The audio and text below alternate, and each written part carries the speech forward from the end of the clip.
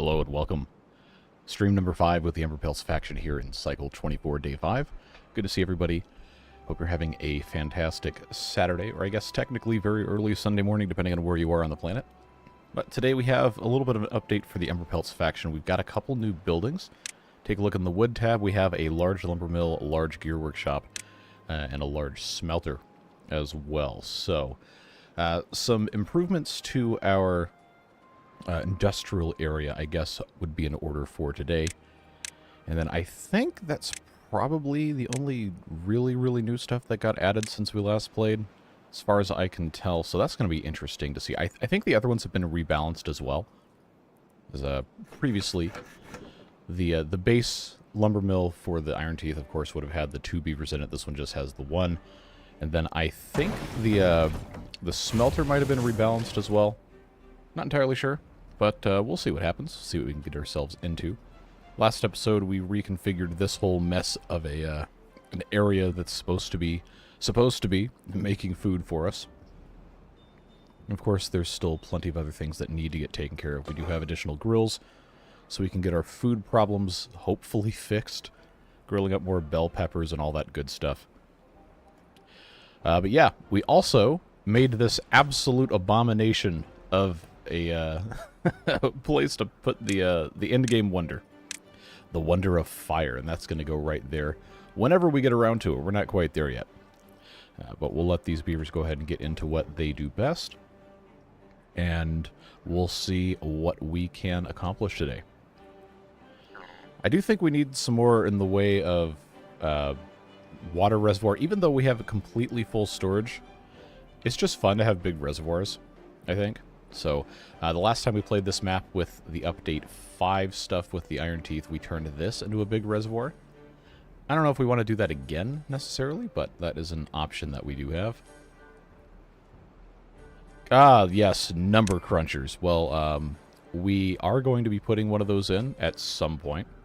Just have to figure out what the rest of our situation's looking like with the food and all that first. I don't want to get too crazy. What's your thoughts on what? I think the second half of your message might have been disappeared.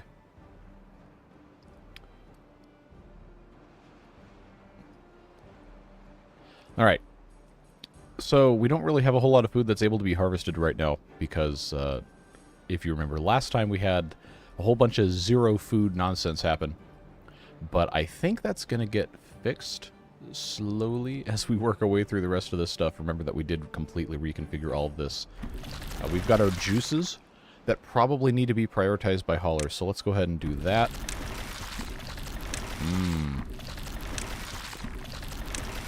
I love a good squelching sound. We have hauling posts here that will be able to take care of everything else once we get there. Don't have a whole lot of planks right now, so like I said, today industrial area reorganization is probably going to be most of what we spend our time on.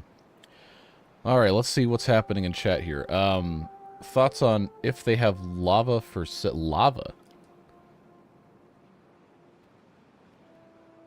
I haven't heard anything about that. Hello, Devilish. Good to see you.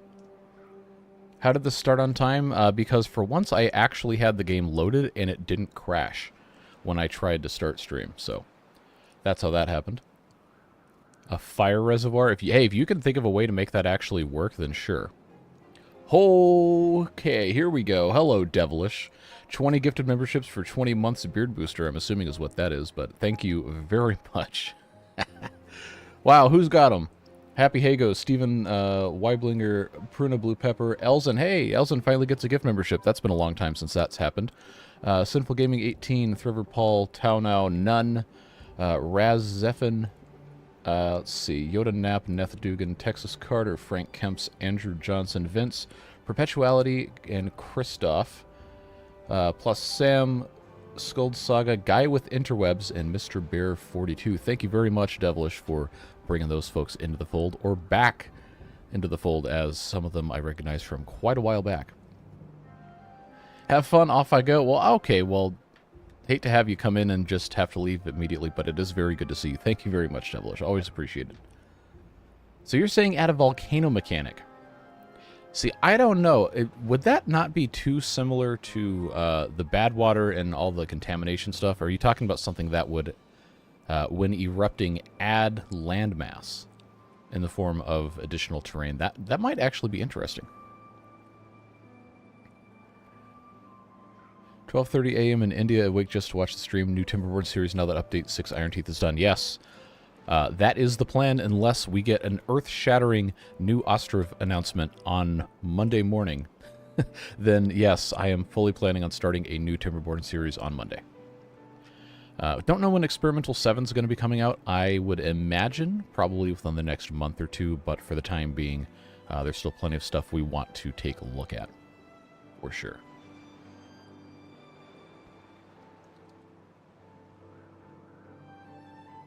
Well, that's the first time I'd even thought about putting lava in here, but I don't know, like, mechanic-wise, how that would work on the map, because, like, where are you going to put it?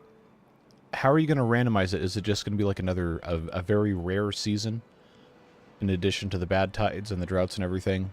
That, I think, does have some interesting promise to it. I just don't know that it would be very easy to balance with the rest of the game. Produces more minerals. Okay, well then you'd have to have additional tech trees to make use of all that. Not exactly sure. Although, if you coupled that with some sort of, kind of like what Satisfactory did with the gas nodes, where you could get sulfur or nitrogen or whatever. I think you can get sulfur from me. I don't know. But you can get nitrogen, you can get water, whatever, from those nodes that are in the ground. If you coupled that, like, I think somebody mentioned a sauna or something, that would be an interesting way to go about doing that. But yes, now I'm very interested to see if our food stabilizes in the 1,000+ territory here after all of the different things that we've been doing. I'm pretty sure how we had it set up last time is about as optimized as we can get it. We just have to be able to get all the materials in place. We expanded the farming. I know this was planted very late toward the end of the stream, so these are only about halfway grown. These are, okay, 73%. Geothermal, yeah, you know what? That would be very interesting. And there was a mod a long time ago, I think it was Update 4, either Update 3 or Update 4, where you could actually replace the... well, okay, well, I'm just clicking on the metal because I had to remember it's called a mine. Yes, my brain is currently functioning. But you could replace the mine with a geothermal energy generator. I guess, I think RCE called it a nuclear power plant, but that's not what that was. But you'd put that thing on here and it would generate a whole bunch of power. But you'd lose access to the mine, which I thought that was kind of a neat thing. I was kind of always curious why the base game didn't have that there, given the whole Iron Teeth technology advancement kind of stuff. But I did think that would be kind of fun. So in terms of our industrial area, we do need to get that going a little bit better. We've got storage for charcoal, planks, logs, charcoal, planks, logs. Probably need to replace these with those underground ones. And then think about building additional engines. And then getting into... not only bots, but also the fuel for the fuel generator, or liquid fuel engine, whatever you want to call it. Puts out 1,000 HP versus the 500 that this one does. Plus adds a little bit of an interesting tech tree complication for us. Folktales faction easier for hard mode instead of Iron Teeth. I think it depends on how you like to play the game. If you're focusing more on just the beavers, and not necessarily bots, then... You know, actually, no, Folktales might be harder for bots, because you have to make the fuel. But I think in general, Folktales do tend to be a little bit easier, if for no other reason than just the breeding mechanic, only filling up the housing space you have versus Iron Teeth. You have to manage the amount of breeding pods, and then also with that, knowing that the well-being affects the longevity of the beavers, so that the pods are always popping them out at a consistent pace, but the ones you already have will live longer, and then your population's going to be potentially incredibly huge while you're not prepared for it. I don't know about multiplayer mod on this game. I feel like that's probably really, really chaotic for not much gain. Might be funny, though. Did some math, you're going to need more apple trees. Well, we have the ability to do that. We can just plant some additional apple trees down here. Probably would be the smart thing to do. We already have our gatherer flag here that can already reach all of that stuff. And I guess most of what's up here, too. Since we have our contamination barriers in place, then we know that these will be fine for that. So let's go ahead and just get rid of these little trees. We'll let them cut down the big ones, but get rid of the little trees, replant them with apples, and that should help considerably. Only a few minutes late, already missed gifted memberships. Yeah, Devilish just popped in and dropped 20 out of nowhere. But I don't think you have to actually be present to well, you already have membership anyway, but I don't think you have to be present to receive. I think it just has to be something that you've watched before or engaged with the channel in some way, and then it just randomly decides through some sort of forbidden algorithm or whatever who's going to get what.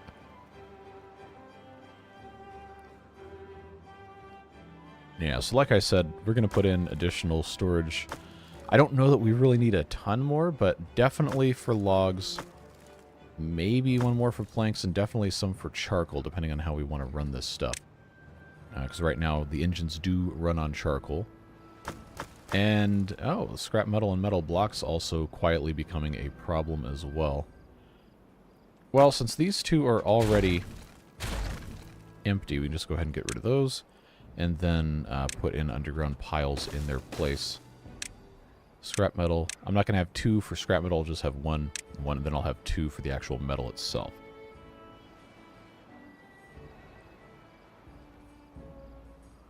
Yeah, he did a gift and run. New district with a different faction of the beavers would be cool. Yes. That would be very interesting. I think that would be, for me, the primary appeal of a multiplayer version of this. Would be to play alongside somebody else who's playing a different faction, has access to different items, different buildings, etc. Especially food. So that everyone across the map could have access to all of the food. I mean, I don't know if there's a mechanism for the game to allow that. If there's truly separate IDs for all the different foods, or if Iron Teeth versus Folktales, whatever, just reassign the same ones. You are never going to stop with the number cruncher, are you? Never, ever, ever. We'll get there, eventually. Alright, get that out of there. Empty that. And then we'll build another industrial pile here. So we are going to have storage for 3,600 metal blocks. Will we need them? No, probably not. But it's... Why? Don't... Okay, never mind. I thought they were putting it back in this guy. No, we're not looking at that yet.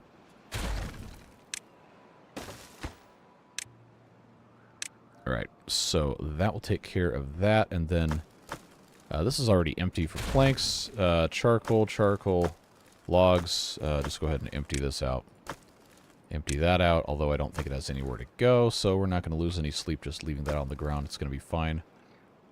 Food does seem to be trending upwards, so that's nice. There we go, get rid of that. More underground piles. Just going to mirror what we have over here, except flipped, so there's easy access to stuff. So then this should become logs. I guess this can stay planks, although we probably don't need more than 1,800 planks. Yeah, why not? We'll just do it anyway. Get rid of that. Charcoal there. Let's replant the rest of our apple tree. Oh, they haven't even finished it yet. Ah, yes, they can't reach it. Who could have foreseen this coming? Okay, so these might have to wait to be just normally harvested, because I don't feel like, you know, getting rid of everything in here just to be able to get a couple trees a little bit sooner. Mark these as not for cutting as they get planted, replaced, and we'll see the benefits of that at some point in the future. Yeah, this is not going to be something that's going to cut the mustard for us here. And, oh, you know what? We didn't assign anything here. This was supposed to be for, I believe, extract. So go ahead and do that. We've got our bad water rigs putting in the bad water to the centrifuge so we can have extracts, we can make dynamite, we can make all sorts of other fun stuff.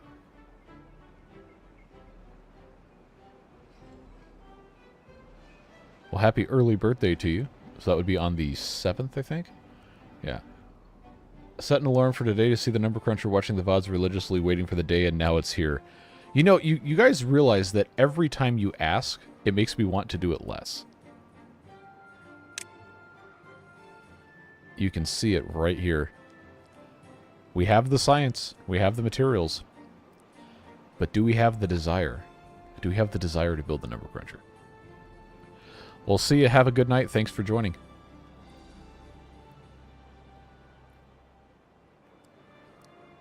I think food is stabilizing a pretty decent amount.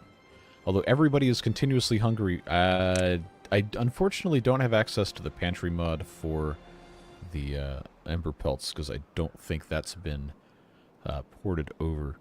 But I kind of feel like we might need to have additional food storage further over here or have a separate district or something at some point. I just have such an aversion to multiple districts after all of the nonsense that happened with the water beavers. But that's gotten an update now, too, for Update 6. I don't think it's completely done to the point where I want to start another playthrough of it yet. But, yeah, we're going to have our hands full with that one whenever we start. Because I guess now they have separate district centers for every type of job. So hopefully the balancing of all of the food and stuff across the district crossings is going to be better, or else that's going to be a nightmare.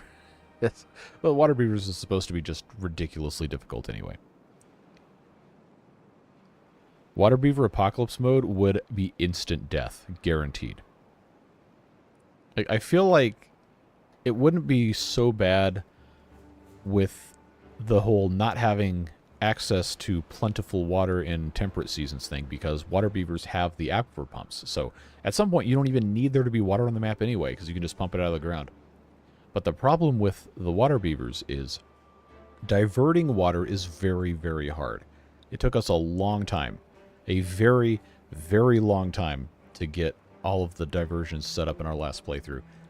And when you could possibly have just completely insane strength and duration bad tides as early as the first 10 cycles, then I don't really know that that's even worth playing at that point, because the possibility is just too high for it to be unplayable when you haven't even done any research yet. Like, remember how long it took us to get the ENS up and running and to get all of our degrees and all these different things solved? Like, it takes a really, really long time.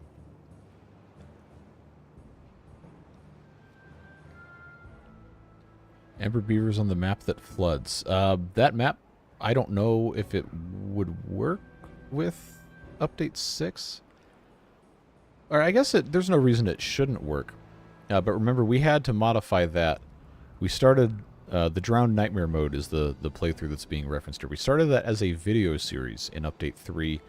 And then Update 4 changed a couple of things about how maps are saved and terrain nonsense. And then completely redid the whole food thing for the Iron Teeth. So we did have to modify that map a little bit, but now that we have bad tides, the drowned map with bad tides I think is probably unplayable, because you're never going to flesh that entire thing out. You'd have to have a very, very robust system of sluice gates to have that even be possible, and you're not going to have that finished by the time you have your first or second or third bad tide. That's like a cycle 30 or cycle 40 kind of thing on a map like that. So, I mean, you could play it. You're not going to be able to finish it, probably. We'll see. Because, especially on that map, there was so much walking underwater, and there was so much going between these different islands of things that you're not going to get anywhere if that has bad water in it. So, to actually play the game, we do have this ready to go. I think the problem is still that we don't have enough planks, which we do have a solution for that now. We have the large lumber mill is a 3x3 building exclusive to the Emberpelts faction that will turn 1 log into 1 plank in 2/3 of an hour, versus the regular one takes twice as long. So basically this is just a slightly more space efficient version of the more efficient thing of that. Instead of being 3x4, this is 3x3, and it puts out the same as 2. And it employs 2 beavers. It only takes 75 HP versus the 50, so it's more space efficient, more power efficient. Still the same amount of labor, but I think that is a cool new thing that they decided to put in here. And I am going to end up ripping all of this out so we can redo other stuff the way we want to do it. I just have to figure out exactly what that's going to look like. We have a little bit of metal here still to pick up. I don't think I want to make any more metal for the time being. So I will go ahead and pause that because we are going to have scrap metal to build additional smelters in the first place. Don't forget, you have to have 30 apiece. So probably do something with that. I'm going to go ahead and probably start flattening this so we can have a nice regular size industrial area. So to do that, we'll put in just a real quick couple of ladders. And now that we have extract, we can go ahead and unlock the double dynamite for 900 science. Just go ahead and get that popped in here. You can put in regular paths. That'll make things so much easier. And of course we have to get rid of these trees as well. So we'll just mark all of these for cutting. Nice and easy. A couple lumberjack flags. We'll get this taken care of in short order as well. And I think the path that we have in here now, maybe one more, will give us access to the full end of the map here. Or the plateau area. So that'll give them something to do eventually, whenever they get around to it. And the large lumber mill, I do think is time to put that guy in, get that researched. Make that a priority. And then we also have the large gear workshop that does basically the same thing. I don't know why this one's to the left of the regular gear workshop. That's whoa, this one has the same exact consumption. That's interesting. Obligatory splashing here, but that doesn't affect anything. And there we go. So that's all taken care of. That's always nice to see. Super, super easy.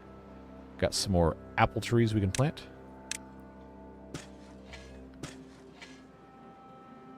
Drown Nightmare Mode, there was a nuclear power plant. So I might have called it that, but it's geothermal. I know I chastised RCE approximately 8 minutes ago in stream for calling it that, but I definitely did it at least once. That was a mod that I had installed for Update 4 that we made use of in that playthrough, and then also I think it was the harder mode playthrough on, I forget what map it was, but that was the one we did a bunch of choo-choo stuff. So that that was a fun playthrough. I really liked that one. What would it take for you to do a number cruncher emote? No, I'll just make one. I think that's really funny. Obviously, I can't do it right now, but I have been wanting to do more emotes and add some other stuff. Put some good memes in there. And people have been asking for different merchandise options for stuff like that too, but I just have to have the time to do it. You could do a drown map with bad tides, but you'd have to make a new map that had elevated bad tide sources and then lower regular water sources. You know what? That's not a bad idea. If I ever had the confidence to make a map myself, that would be, I think, a fun thing to do. I really liked that playthrough. I thought it was hilarious, good fun, especially on live stream. Rolling the dice to advance the strength of the water sources. It was completely insane. Like it's just a ridiculous concept for a series, but we had a whole lot of fun. Hey, if you want to make one, go right ahead. Saddest moment was making the repopulator for the first time, launching it, then realizing it only unlocked flexible start on that map specifically. I mean, if that's something that you care a whole lot about, then yeah, I imagine that's got to be pretty crushing. But I don't really know that flexible map is something... Flexible map. Flexible start's something that I'm really that interested in. I mean, cool, it's nice to have, but I think since I'm making the videos on the stuff, it's better for me to focus on playing different maps versus the same map over and over and over again. I say having played this map twice before on stream or videos, but it's probably not something I'm going to make a whole lot of use of. It's a neat feature, it absolutely is. But I could definitely understand that. In my head it was, I launched them off the map, how does it not unlock other ones? Yeah, see, that would make sense. You follow that train of thought, or I guess beaver glider of thought, because you got these guys flying all over the place, right?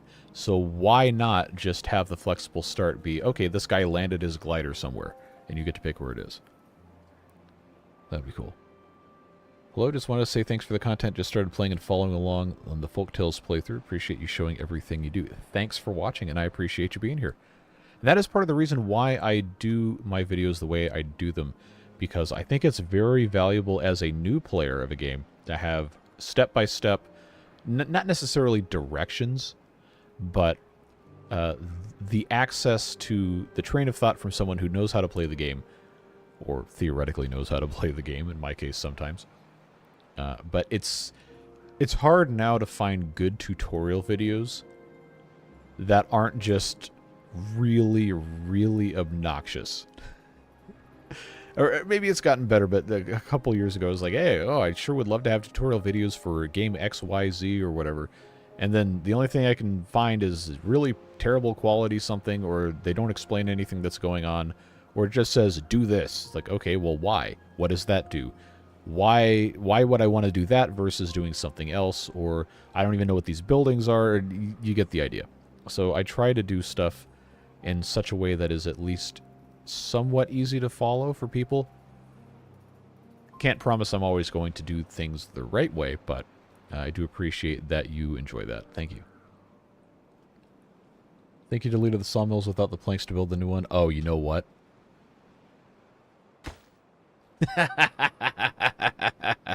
You're absolutely right. Alright, so, is there any way I can recover some from staircases or something? Yeah, I think that's what we're gonna do. So, just go ahead and pause this. We've also been absolutely dumping these into here, and I've got the gear things paused. Let's just pause all these so we don't accidentally use some. I don't think there's anything else that can actually be built over here. These are all paused. Yeah, that's absolutely my fault. It is very funny that that happened. Yeah, so they'll come and grab those planks there. It's entirely possible that we'll still be short one plank, but we can fix that. So we'll have to wait and see. Am I going to get 9 or am I going to get 10? I think I might just get 9. Okay. What else can I remove here? So now this is causing some interesting problems. So I have this empty... Oh, wait a second. This was supposed to be a bad water tank. Oh, well. See, I don't even remember half the stuff I do in between streams because I have so much other stuff going on. Okay, so this is not load bearing. Actually, you know what? Let's get rid of the stairs. We definitely don't need those. All right, so there's 3 planks there. Now I'll get that put in place because this guy will pump them out pretty quick. Super hard. Most videos just edit offline and then don't explain what they did. Yep. I mean, which is fine if you just want to watch the game being played and don't care about knowing why stuff is happening. Like, hey, if that's the kind of videos you want to make, that's fine. But I always found it to be super helpful when someone explained what's going on and took the time to show all of the cause and effect of different stuff. So that's good. I don't need to build a regular plank factory next to the large one. This was so I could get behind it. So we can build stuff back here. Because we still have a lot of stuff that needs to get built so that we can actually build the correct, words escape me, industrial area over here. So now that I actually have planks, I can come back behind here and put another one of these kind of things in, but I think it's going to be more beneficial for us to have additional lumber mill back here. And then I suppose, well, actually, depending on how we want to do this, probably would make more sense to have, wow, that was quick. Have another gear workshop back here. This, the same exact thing, right? It's half again as large, but it produces twice as much. And this one uses the exact same amount of power, which is very, very intriguing. So we'll go ahead and unlock that.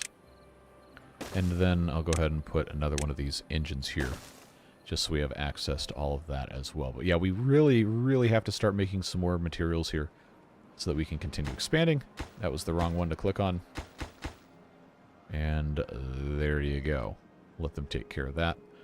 Food continues to technically improve, but most of it just seems like it's a whole bunch of storage for grilled bell peppers. Because now I have all these things. But I don't have the corn being grown quickly enough to make use of that. Well, it'll all equal out eventually as we continue working on the rest of our stuff. Make sure I unmark all of these new ones for cutting. Okay, that's an actual apple tree. There we go. In-game method for making BP. Are you talking about HP? Liquid fuel engine. That's it. But we don't have any fuel yet. That's bots content. Probably not going to get to those this stream. That might be the next one.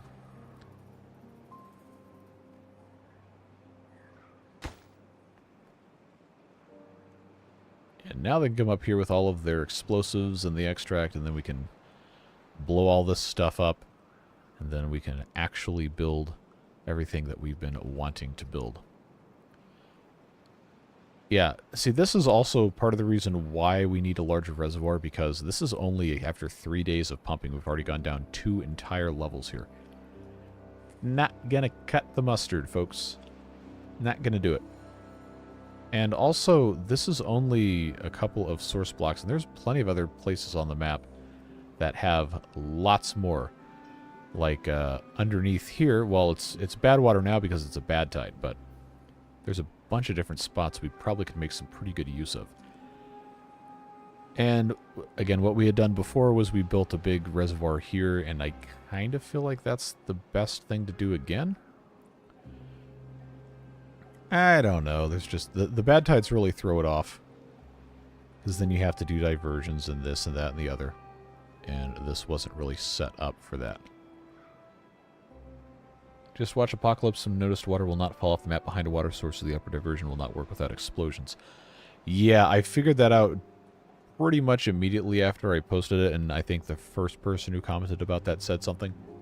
We're going to have to make little diversion channels, but for the time being, I think we're probably okay. And we're not going to focus on that reservoir at first anyway, because I've been alerted to a possible better solution that we'll discuss in the next episode on Tuesday.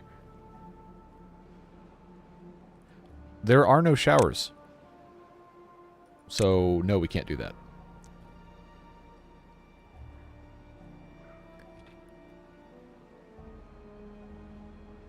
These guys are very thirsty. I don't have any more water drinking anywhere, do I? Okay, well that's not going to be too hard to add one of those here. Just a nice, easy open space. So there's now no more metal.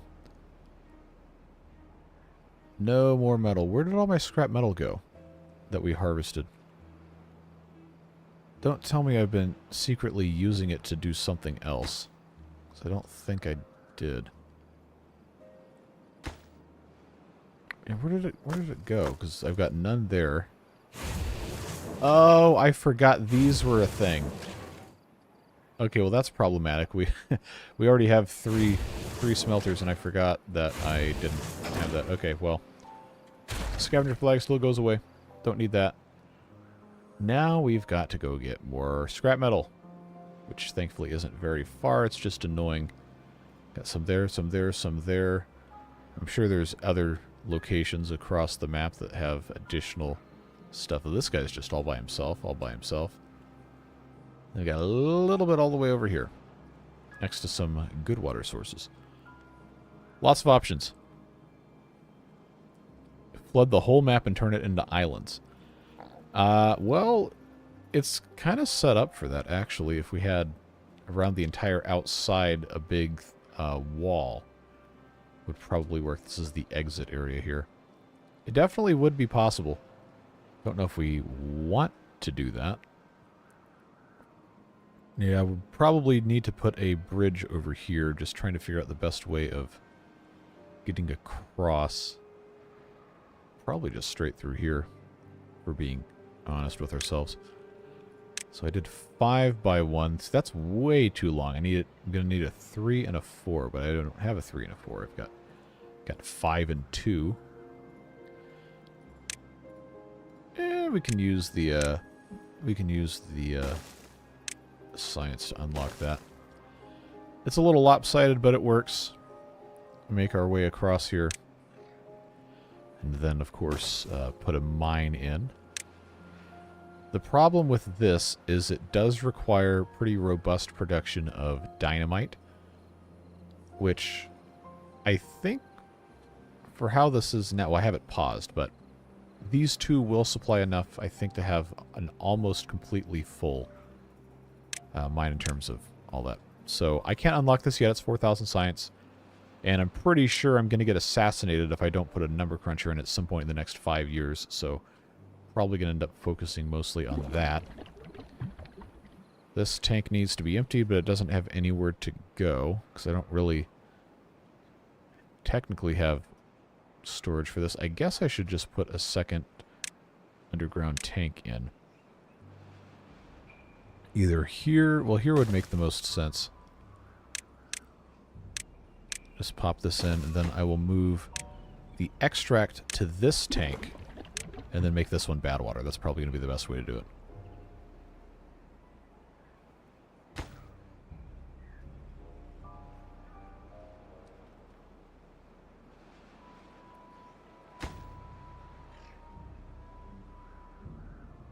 Okay, I have my brick stuff still turned off, I think. Alright, I've got a clay pit. Oh, I took the kilns out. That's what it was. That's what it was. I only have 28 bricks. That's all dried out. I guess I need to figure out some other solution for this.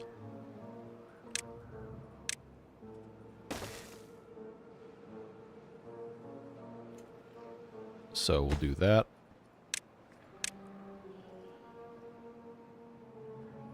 I know I have charcoal. See, I just don't remember stuff. Like, where did I have... Oh, this is all super drying out now, but we'll be able to fix that. Where are the rest of my kilns at? That's grill.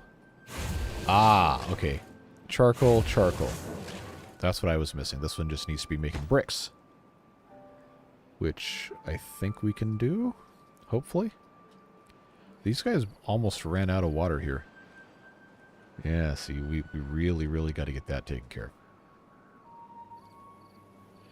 Not just as soon as we get cycle 25, then we can open our floodgates here. Well, as soon as that water starts to pour clear.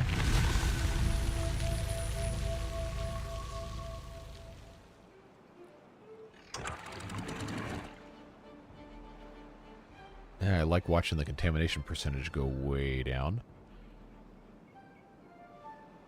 Okay, and that should be 0 pretty quick. There we go. Alright, so down to 2.5 we go. That should allow all the water to come through here. And it does. Very good. So that'll take time to get filled back up, but we're not really worried about it.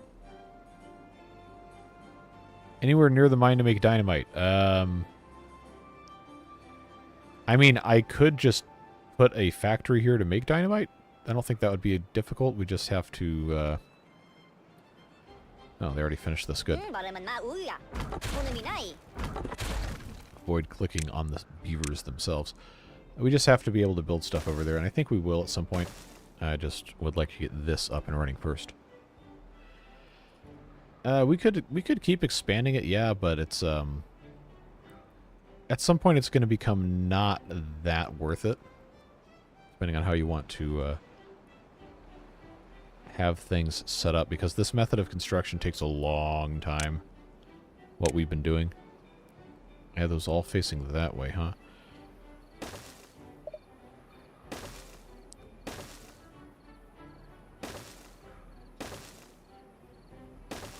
Yeah, see, like this right here is going to take them a really, really long time to build. But it probably would be smart to just completely enclose all of this mess here. Just has to be done in a way that's going to actually, you know, be possible for us to make good use of. And I actually don't need to have this one in the corner here, but it's just so much easier. So much easier to build it, quote-unquote, the bad way. If that makes sense. I think that's the correct height, yeah. And this will end up just being a dam at the top, most likely.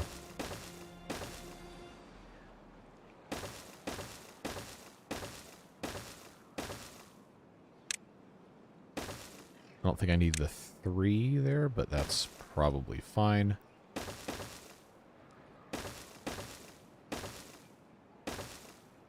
Yeah, this will keep them busy for quite some time.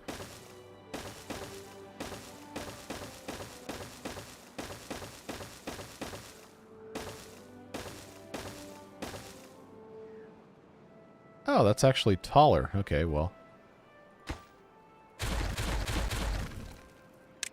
No reason for that to be dumb the way it is. Put those stairs back in now that we actually have the opportunity to do that.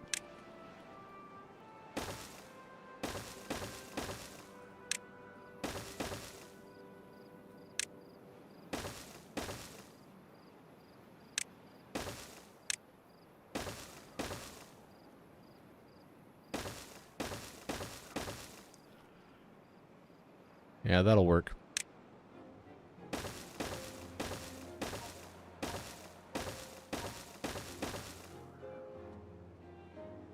And that would also substantially increase our water storage capacity. In addition to being a little bit too tall to actually pump everything out of. But that's fine. Doesn't have to be a big deal. So they actually got across here. Good. Cut down all the rest of these trees. Not going to be too complicated there.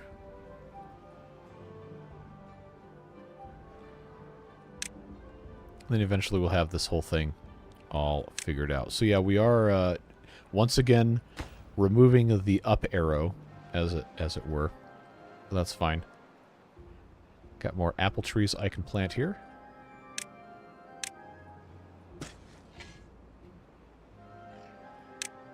And just unmark all of the new ones for cutting.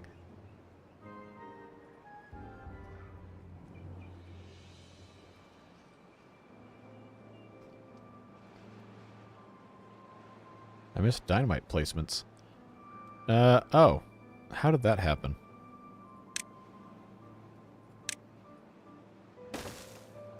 That should be all of those. There's a new resource added called Phoenix Essence. I think that might only be for the Phoenix pods. I'd have to check and see. No, okay, no, it's here. Bell peppers, charcoal, and fuel. I'm assuming that's like the end-game fuel source for the bots then? Would make sense.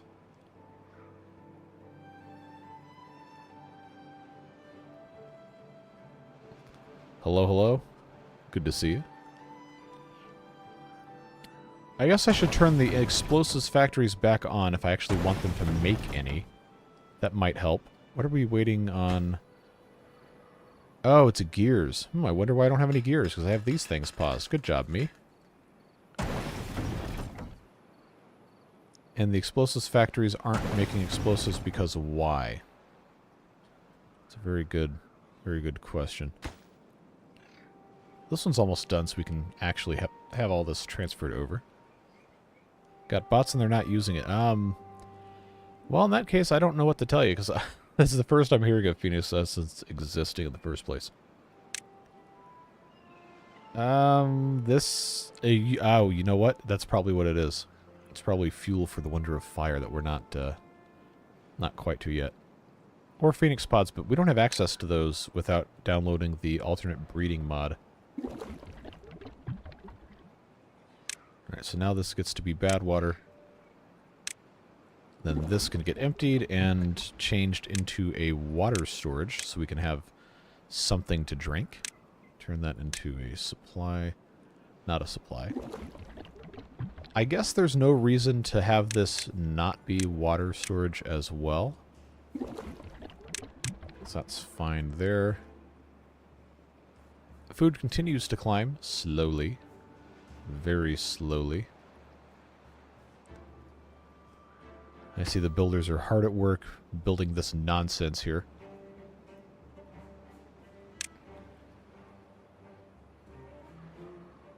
Maple syrup wise, how are we looking here? That is canola oil. See, I always forget what the icons... Okay. I got 1100 maple syrup. That's probably a little bit too much, but I don't think it matters.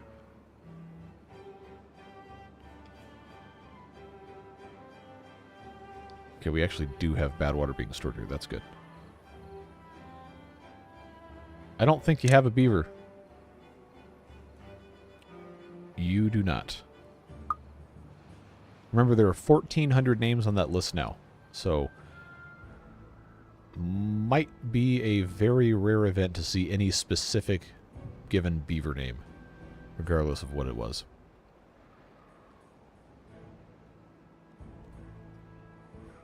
Okay, I got one more apple tree to plant here. Come on. There we go.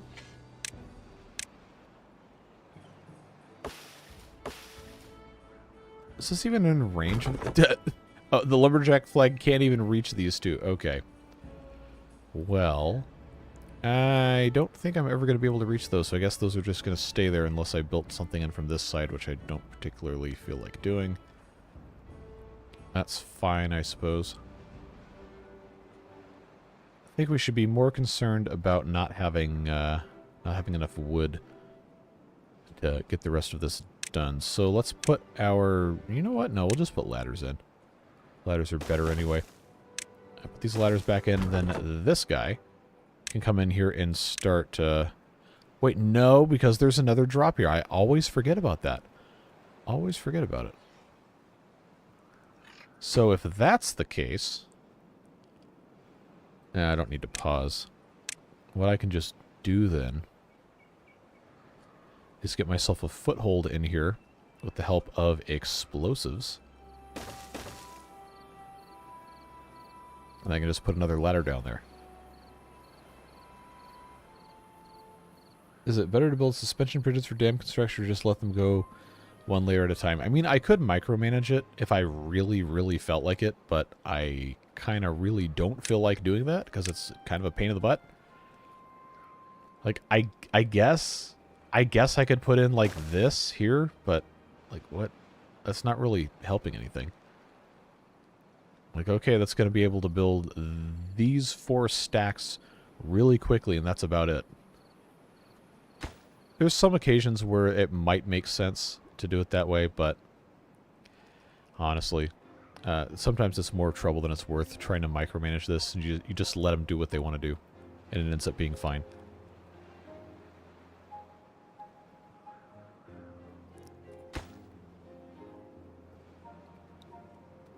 So I guess the gears are going... Where are the gears going? Because they're not going to this. So we've got no gears there. We've been making gears this entire time. They're not going here either. I don't think I have anything else turned on to get built that would use gears. So not entirely sure what's going on with that. Unless one of these now consumes gears that I wasn't aware of. Aha! They're going to the underground piles. Well, no, you know what? If I pause them, I'm going to forget about them. Let's just prioritize the large gear workshop. Yes, it is objectively hilarious that you need gears to build the gear workshop, the large one. I can understand why, but still pretty funny. Never been able to catch a live stream before. Glad I could catch you this time. Welcome. Good to have you. Learned that the Emberpelts don't need nearly as much water storage as the other factions as long as you're making juice. We are making juice. You need a lot more farmland to support the juice production. Yeah, and that's the balance of that I haven't really figured out yet. Because, as you can see, the juice production is woefully inadequate.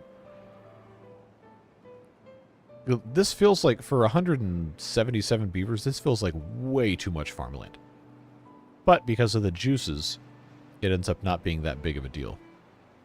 But the other part of that is, you turn all this stuff into juice, you can't actually make food out of it. Corn especially has been a huge, huge pain in the butt. Trying to figure out exactly how much of that we can even want to use. So I tried at one point to make it look nice, but I think at this point we're just going to have to brute force all of our corn everywhere. Not really going to be any way around it.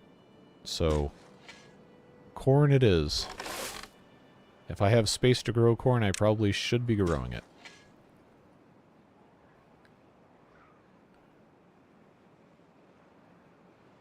Phoenix Essence is for the breeding pods, though I think it would be good for the... Wait, so that's the only thing that you put in the breeding pods? That seems like it's a huge pain in the butt to do that. That takes up a whole refinery to make it. Bell peppers, charcoal, and fuel is what you grow babies out of? I don't know about that one, man.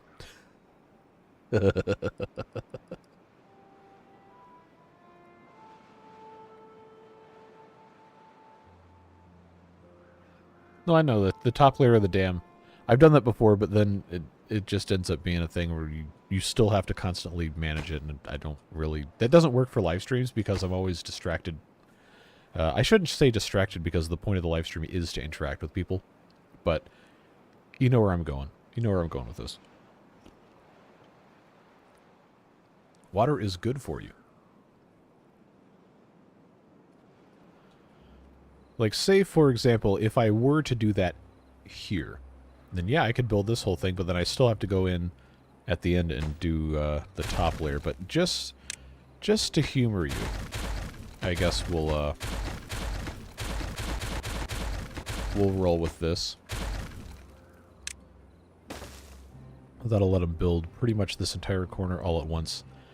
But the reason this has failed me in the past is because I've forgotten, and then the dam ends up leaking and flooding something, or bad water goes everywhere, or whatever it is. Hello, hello? Need more farmland, something fierce. Which is probably going to end up being an accessory to whenever we make a thing here. I have to have a separate district for all that. How much RAM are you running? I have 64 gigabytes in this computer currently. I don't think it's an issue of RAM at all. It's an issue of single-core CPU performance. That's just a Timberborn thing. And it used to be a lot worse.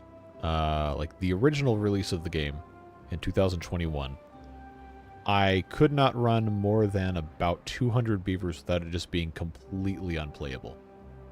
On this same machine. You know, I did have the 3900X AMD processor in there at that time. I have a 5900 now. But they made some updates, I think in Update 2, Update 3, and then a really good one in Update 4 when they changed how the districts work, I think is what that was. It's hard for me to keep track of all the different things they've done to this game in the past 3.5 years. But it definitely is more CPU bound, so if you have a slower CPU, you're always going to have a bad time no matter how much of anything else you have. And I think that's part of the reason why people are going for like the CPUs like the just to name a specific example, like the Radeon 7800X 3D or whatever, even though it's got fewer cores, the clock speed isn't quite as fast as some other stuff. Something about it is just way better for single core gaming performance, so people pick that one up. Yeah, that's what I'm running as a 5900X, and I think it just depends on whatever you have installed mod-wise. Water beavers, if you saw those videos, we had 800-something beavers, a whole bunch of bots, and I was running on single-speed game performance. I was running about, I don't know, 8 FPS at the end. Whereas right now, I'm running about 77, 78 FPS, 165 hertz monitor on 1440p resolution. So, I mean, honestly, that's pretty good. I'm not upset about that. But the performance on this mod is definitely, I'm not going to say worse, because that implies bad. This is still perfectly fine, because I can only stream at 60 FPS anyway. But it's definitely more demanding.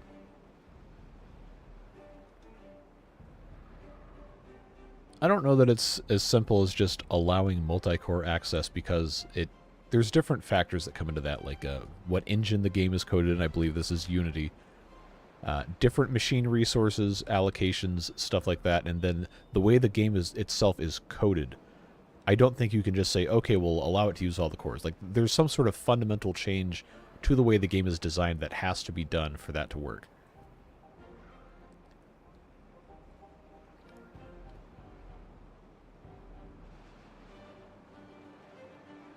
Okay, level 3 caching. Okay, well that would do it. I just never think about this stuff. I built this computer originally to do video rendering more so than gaming, because I was going to get into media production, and then all that other stuff happened, and now I do YouTube videos. So, I don't know, the next computer I build might end up having one of those in there. One of the X3D ones, but we'll see what happens. That's still a little ways off. Sometime soon, maybe. Yeah, my current CPU load, playing the game, recording, and streaming right now is 1.9% CPU load. Which sounds obscenely low, but I've got a 24 thread CPU, 12 core, 24 thread. So I guess single core load on this might actually be pretty high.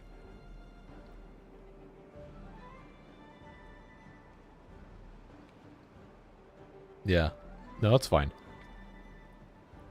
Now we can blow this up, except no we can't, because there's these three here, and I'm glad I didn't set that off, because that would have absolutely killed at least a few beavers.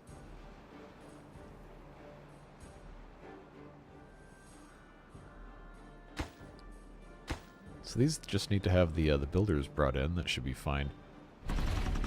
Ah, yes. Yeah, we definitely need that second engine now. What is this waiting on? Gears! Who would have ever thought it would be gears causing all of this? Yes, learning stuff is always fun. Well, I guess it depends on what that stuff is. Some knowledge is cursed.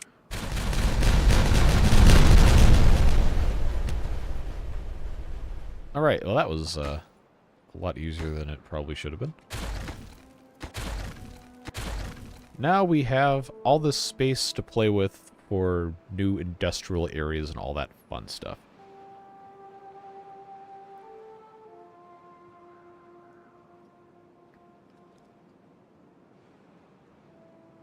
They still haven't, Oh. Well, you know that was my fault because I didn't put a lumberjack flag here. I thought I did that. Well, that'll take care of that whenever that gets going here.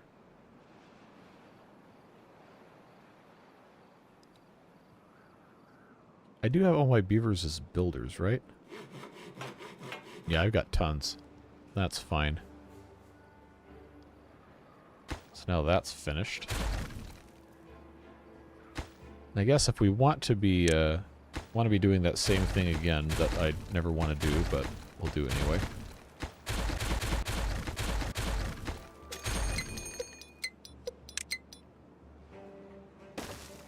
That'll be pretty easy to build. They're just working on this corner here before they can do much of anything else. And then I'll get that done and that done. That should speed it up considerably. I have my explosives here ready to go, which is going to allow me to put in a ladder at the very end here and finally get access to all this wood, because we don't have a whole lot of wood.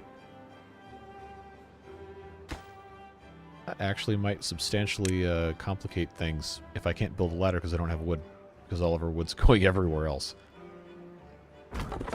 Oh, I don't really need to have a lumberjack flag here, do I? I'll tell you what we can do, since we're not currently using pine resin, is I can go ahead and clear cut all of these pine trees and they'll just get replanted. That won't be a problem.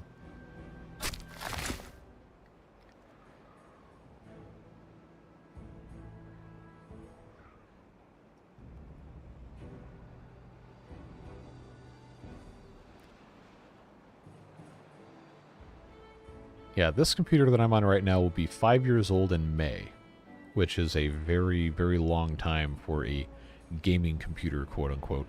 But I've made incremental upgrades. I did go ahead and buy a 4070 Super graphics card before the next generation of stuff comes out, just because I'm not going to take any chances with supply, and I'm going to need a new one pretty soon, because this one is tired. 2070 Super is what I have in here right now. It has been going non-stop basically for almost 5 years, and graphics cards aren't meant to do that. They're going to give out sooner or later. I'm having memory problems with either my RAM or one of my NVMe drives. I can't figure out which one it is. So we are definitely in new computer territory soon, but I don't want to rush into it before I have everything figured out as to what I'm actually going to use. Hey Roy, the computer I had before that, the one I started doing videos on, was from 2012, and that was running a i5 3570K.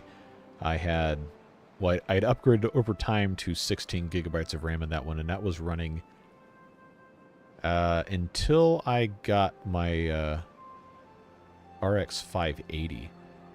That was running, I think I had still had a Crossfire pair of AMD 7850s in there. That was, I'd had those for a long time, but I got a RX 580 graphics card, I think in like 2018 maybe? And that's what I was running when I started making Ostra videos in 2020. And very quickly it became apparent that that wasn't going to cut the mustard. An 8-year-old PC trying to do all that.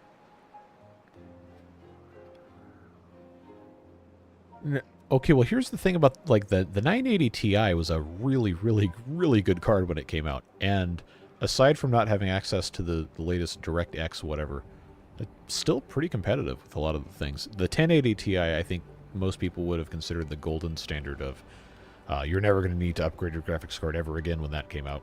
And for a long time, that was true.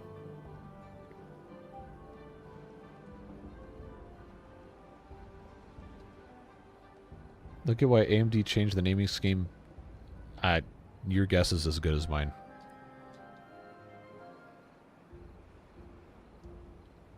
If I didn't have to have the CUDA cores from the NVIDIA card to do the video rendering, I probably would have gone over to AMD on graphics again.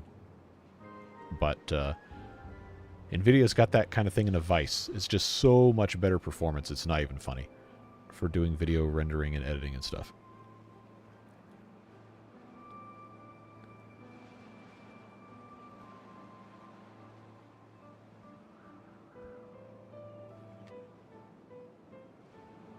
Okay, a 7-year-old Alienware laptop is essentially a miracle survivor at this point. Like, laptops are not good at surviving long-term. Like, it does not matter how much money you're going to spend on it. It is not going to last as long or as well as a desktop will, ever. Well, at least not for the same general amount of money. If you want to spend, I don't know, $5,000 on some crazy, crazy high-end laptop, then yeah, it might make it, competitively might make it 6 or 7 years before it starts showing its age. But I don't know, like, MacBooks hold their value pretty well, but there's also a whole lot of problems from them being MacBooks and just, you know, not working for hardly anything at all that is not just specific MacBook stuff. Like, you can't play as many games on them, and different software doesn't work, especially now that they're on ARM architecture. I've just never felt like the value was there for me personally. But incredibly good machines if you're working in creative fields, like video production, photography, or whatever.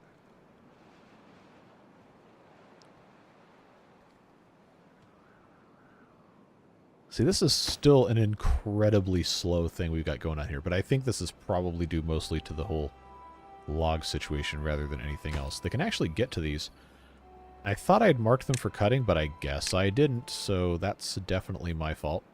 Get that taken care of. This guy should be able to reach most of these, but I've got extra beavers, so we might as well go ahead and pop in some additional lumberjack flags there. And now we've got a drought for 7 days. Not going to be that big of a deal. I see we now have a lot of grilled corn, which is good, so us planting the additional corn did help. But we just have so much variance in our different food stuff here. Like, I got 271... I can't even... I don't have storage for canola seeds? Really? How did I get away with not having storage for canola seeds? That doesn't feel right at all. Do I have canola oil? I have to, right? I don't see it. Apple juice. Oh, that wouldn't be a food anyway. It'd still be an ingredient. Okay, I've got 4. Okay, well, that was a blunder. What's in... Okay, that's charcoal. That's fine. I'm going to have... Let's see, wheat storage. That's wheat storage. I'm going to have to move this here. I'm going to make 2 little storages for wheat on this side. And then this, instead, it's going to get emptied. I know we don't have a whole lot of wood right now, but that's going to get emptied, and then I'm going to put a little tank for... Or not a tank. I already have a tank for canola oil. What am I saying? I'm going to have... Wait a second. No, I can just make this canola seed storage. Why am I sitting here trying to make my wheat go everywhere? It's not what that's supposed to be. That's fine. So this is all working here. Let's think about how we want this other stuff to get popped in. I don't have fuel yet. That's probably going to be a while before we do that, because we do have to grow all of the stuff for the fuel. It seems like the bad water recipe for the fuel might not be bad. If you take the charcoal and the bad water to make the 15 fuel in 2 hours, that's probably not too bad at all. If we had extra beets, then that's very appealing, getting 30 fuel out of 2 beets. But when that gets planted, it's, okay, 6 days to get 2 beets from 1 tile versus... The charcoal, oh yeah, it's not even a question. That's just not a very good space or time efficient thing to do. Well, that's actually good because the refinery doesn't have to be powered. We already have a lot of bad water. We already have a lot of charcoal. Or we're supposed to have a lot of bad water. I guess they're just going through it. I'm always on the wrong side of this. Going through it a lot quicker than they otherwise probably should. Yeah, if we're going to start using more, we'll have more beavers in here. I think it's probably time for us to build additional beaver housing. I know we had this thing here we're super proud of, but not quite going to cut the mustard, so to speak. And I don't have... This vertical lodge here is cool, but it's not going to actually, you know, connect to anything. So I might have to figure out some other kind of nonsense here. So that's, of course, not going to fit there. Regular lodge won't fit anywhere. Because I'm going to have access to this. Well, what I could do is I could take these suspension bridges away. And I could just move everything up a notch with the lodges. But no, then they couldn't connect to anything. I'd have to put that here. Or here and just move that over one. But that also wouldn't really work. Huh. You know what? You know, I think there's a way to actually do this. Let's... Bear with me here a second. Let's theory craft ideas here. So, I need this beaver to go up immediately. Thank you. Get this out of here. Oh, you know what? If we do that, we have to rebuild this entire thing here. Because this has the double platform underneath. But the idea that I had... First of all, let's see if I can do... Oh, cool. Yeah, we'll just move that underneath of that. The beaver bust. Wow, that'll actually still go there. Impressive. Okay. But I think the idea that I had was to put in... Let's see, flip that way. Put that thing in there. Might have to slightly modify this. But if I put that there, this thing gets removed. I put a ladder, say, like that. Then because of the way the suspension bridge works, that blocks that off unless I move it to the outside. In which case, we'd make this, like, really hideously ugly thing. But we get an additional 3 beavers. Or we just say, you know what, it's not worth modifying this. We'll just build other housing somewhere else. That's probably the better thing to do. Now I think I missed a whole lot in chat here.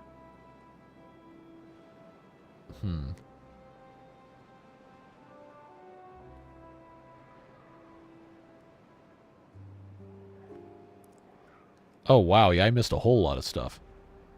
Hello, Josh. Let's see.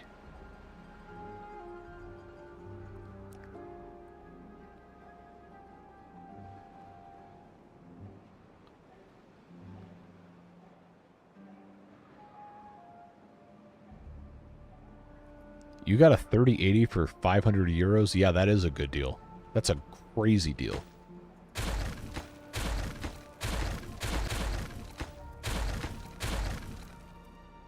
Well, before the 5000 series cards came out. Anyway, or 4000 series cards came out. This needs to get replaced here. I'm just, you know, I'm just going to leave this as it was. I thought I had a cool idea. It ended up not really being that great of an idea. I guess I do need to leave one of these uncapped. So I'll do that, and I'll just take that off as well for whenever this stuff does end up getting built. Well, it was a valiant effort to put additional beaver housing over here, but I think we're just going to have to move along and give them another home somewhere else if we are ever going to have more than 180 beavers. Wait, hold on. I do have unpaused lodges. Or paused lodges, unpaused. I forgot that I'd done that. I have too many baby beavers right now. I need those to grow up a little bit more. Although I don't know with the way they're currently living, like lifespan-wise, I don't know if that's actually going to matter that much. Remember, each one of these is 18. I think I've got 2. Yeah, I've got 2 that are paused.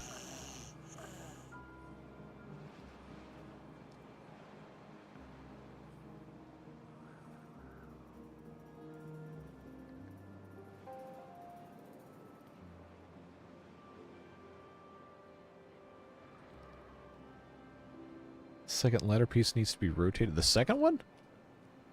Oh, you know what? Yeah, you're right. That's not going to work. That one had to be rotated that way. You are correct. Now, why do I have this rotated? Oh, that's not even a ladder at all.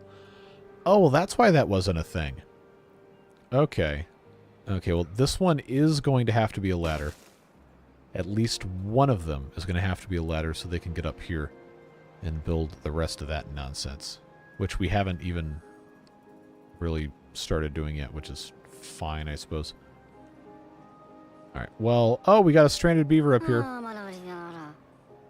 Well, hope you like hanging out here in your fire pit, because it's going to be a while before we get these ladders put in place. We'll see. We'll see if we can get that taken care of. Yeah, we've been hovering at about 22, 23 children for the past forever, so I guess I might as well just suck it up and open up another one of these lodges. Then let them have the time of their lives for a little bit, and then we'll move on, try and get some other stuff taken care of. We just need more logs. Need more logs. We already cut down all these things, or most of them. So that was kind of a short-lived thing. They're cutting down here. We need to have more stuff planted, but I don't have a an irrigation station, as it were. But we can go ahead and put one of those in. I think that would be advisable. Yeah, so I'll just have that going. We'll put in a forester and a water dump. That should cover this nicely, because this doesn't really reach all the way around.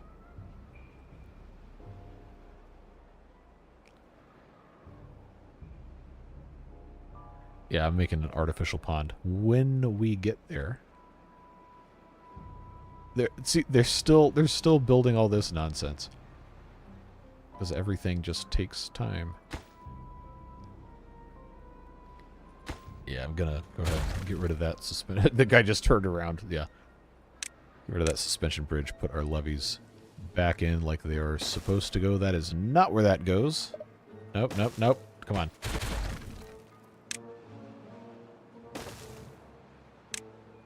And we just connect those all the way back up. Yeah, we kind of reached the point in this where a lot of our progress is going to be impaired until we get additional logs planted. That's the way it goes. Do you even have any researcher huts? No, because the screaming and the demanding for the number cruncher was so severe that I figured if I ever built another inventor hut, I would be massacred. So instead, we're going to have to put one or more of these in somewhere, sometime, somehow, once we have resources for it.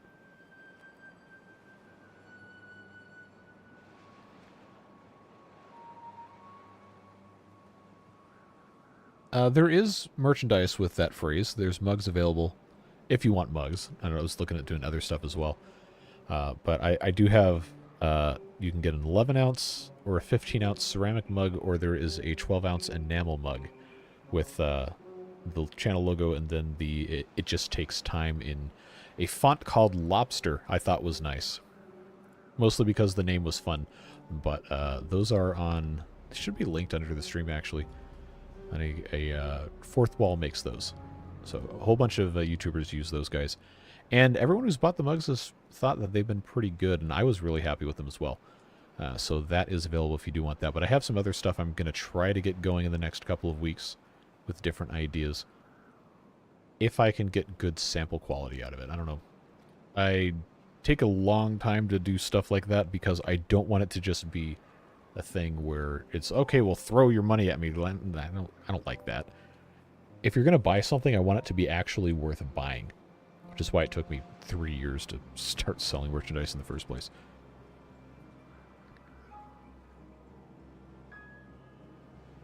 Better make the number cruncher look fancy. Like, I can't affect how it looks. That's just how the game has it.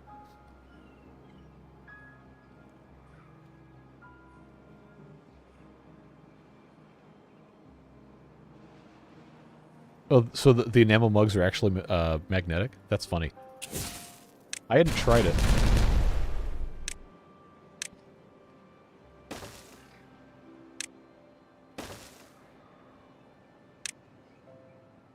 Alright. Forester. I guess I probably should put that there. Yeah. Put that there, and then this can be fluid dump. We still have a terribly small number of logs.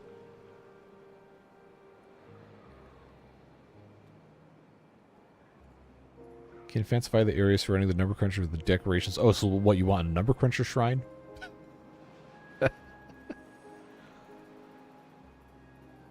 Make the torture wheels power it? I don't have enough beavers for that. Also, they don't generate enough power. These only generate 300 HP, and the number crunchers require 500. So I would have to dedicate at least 6 beavers to powering that thing, which kind of defeats the purpose of it, because it's supposed to be autonomous.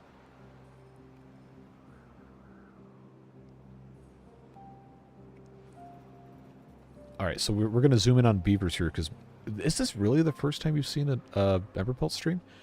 So these guys have like a reddish tint to their bodies, and there are some that are gray that have markings, which are cool. So like this guy right here has got some, he's got some red markings on his back. He's got his builder hammer on there, so you can't really see, but he's got those there. Yeah, oh, oh, now we got motion sickness. Here's one that has all of his visible. Pretty cool stuff. I think there was talk in the mod thread about changing how the beavers look. Some sort of different percentage of who's going to have what markings, what fur color, and all that.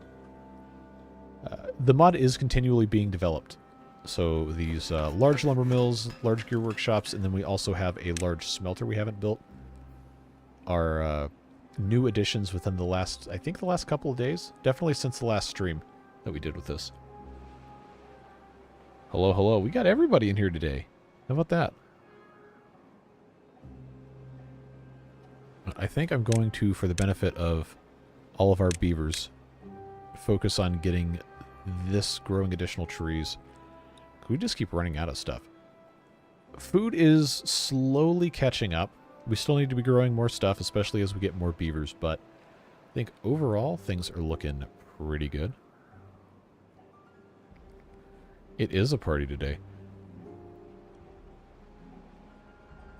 My goal for the stream was to mess a little bit with the industrial buildings that we got, the new ones, and expand reservoirs, and try to do a little bit more toward our wonders, monuments, and all that stuff, but it seems wood has become a much larger problem than I originally anticipated. So we are unfortunately kind of beholden to that. And we need to get the this mine going, but I don't have the science for it, which of course could possibly be solved by using number crunchers, but we just have to be able to get into doing that. Now I can't really even build anything else until we have more wood anyway, so it's become a whole thing. Not really much we can do about it at this point, except just wait. Don't forget to drink water, folks.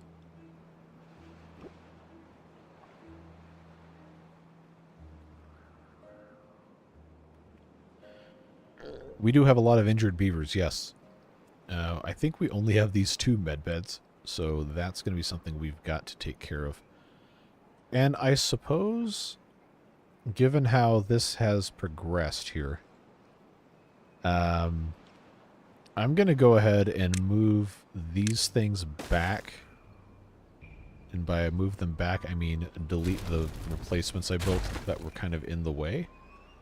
And we're going to put med beds up here. Click. Thank you.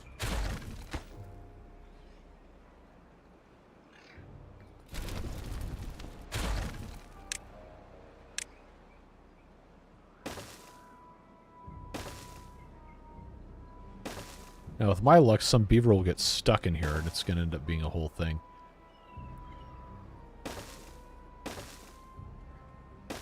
I think this one I hadn't... there we go. Yeah, I was exploring earlier ways to further optimize this before I realized that I still had 2 paused tenement lodges. So I unpaused one of those, and then this one will be next in a little bit. Trying to get more beavers so we can fill in all of our job roles and then take care of everything else that needs to get taken care of. Thankfully now I've got more space to plant some oak trees, so that is what we will do here.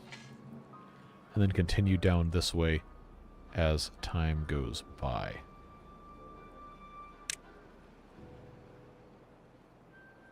I will go ahead and put a lumberjack flag here before it gets too busy, and then there we go. Every little bit helps. Every little bit. It's just sometimes it takes a long time.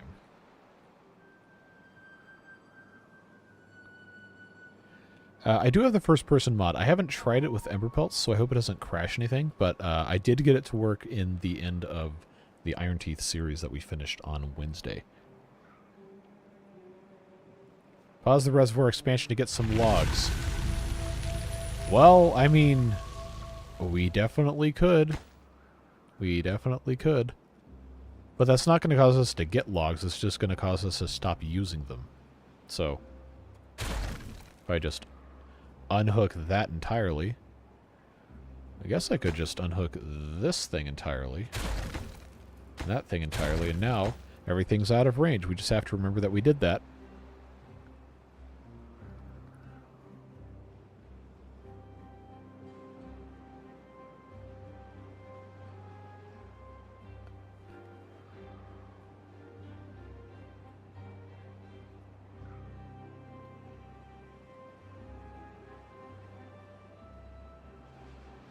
Devilish was here early in the stream.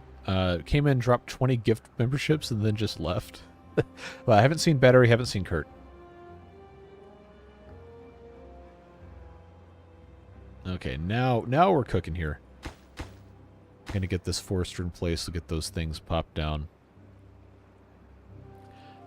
The idea is eventually to have this accessible, yes. So I do have to have some sort of a pathway get down here. Dam this whole thing up a little bit more. I guess regular levees are fine. And just put dams here. I should only need 3. Pretty sure. Because I don't want this to have bad water stored here either. So that would actually probably be beneficial for us to have this go all the way across, would it not? Well, I don't think we really need to worry about it. Not that big of a deal.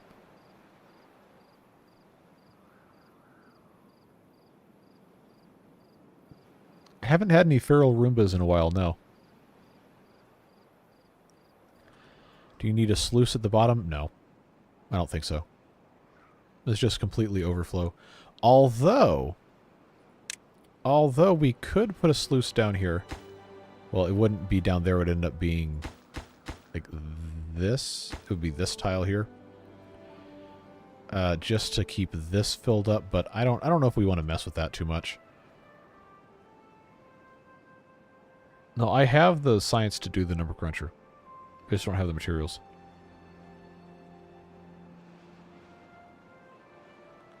Well, we're not going to be building this for a while anyway, but I guess we could put something in there for a sluice. Just get rid of that. Oh, needed one more.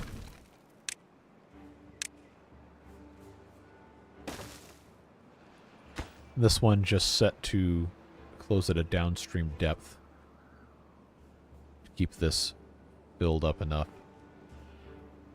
Well, in that case, no. Well, we still would probably have to have... Yeah, it's fine. But if I have this close above downstream depth of lower than what this will be, then this will basically only open during a drought. So I guess I could make that 0.55 and that would be fine. We'll just do that. Unless somebody yells at me and tells me that's super, super, super wrong.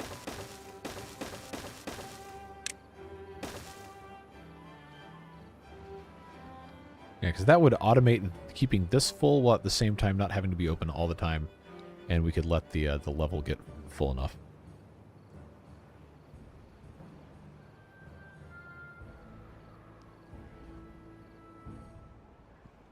Alright, so that's in process now. That's fine. And just a whole lot of wood. A whole lot of wood that we need to actually have access to. Alright, which one of these was paused? This one? Yeah. Alright, we'll unpause that. And that should give us the rest of our beavers that we want.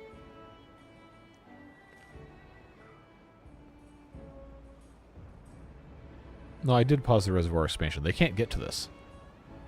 This is all completely inaccessible. Because of the way this is laid up, they can't access any of this. It's paused.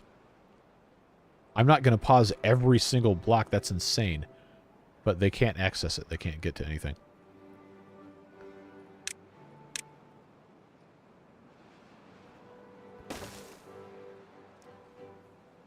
How are the beavers able to get in and out of the lodges without pathing? Because this specific one is a stacked version of the normal triple lodge. So the main entrance is on the bottom, but that doorway on the top also functions as a doorway, an entrance, or whatever you want to call it. So you can just kind of make them kiss each other, just like that, and it works. It's really funny. I don't know if Jason's in chat, but came up with that, posted on the Discord, and was like, that's awesome, we're going to do it. What differentiate? I'm assuming you're talking about the Emberpelts. So this is a modded faction that has an affection for fire. So there is a basic need for fire. They get a debuff if they get wet. And then they've got a bunch of different options for nutrition. And they've combined a bunch of the different aesthetic and well-being things from the other two factions. And they've got a couple of unique buildings. Got large gear workshops, large lumber mills. There's a large smelter as well. It's just a more efficient, smaller building. And there's a new production chain that uses clay to make bricks.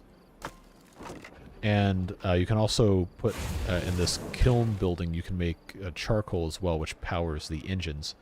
And they also have a small engine that you can build a lot earlier that doesn't require metal. We did that earlier in the playthrough. You just have to have clay to build it.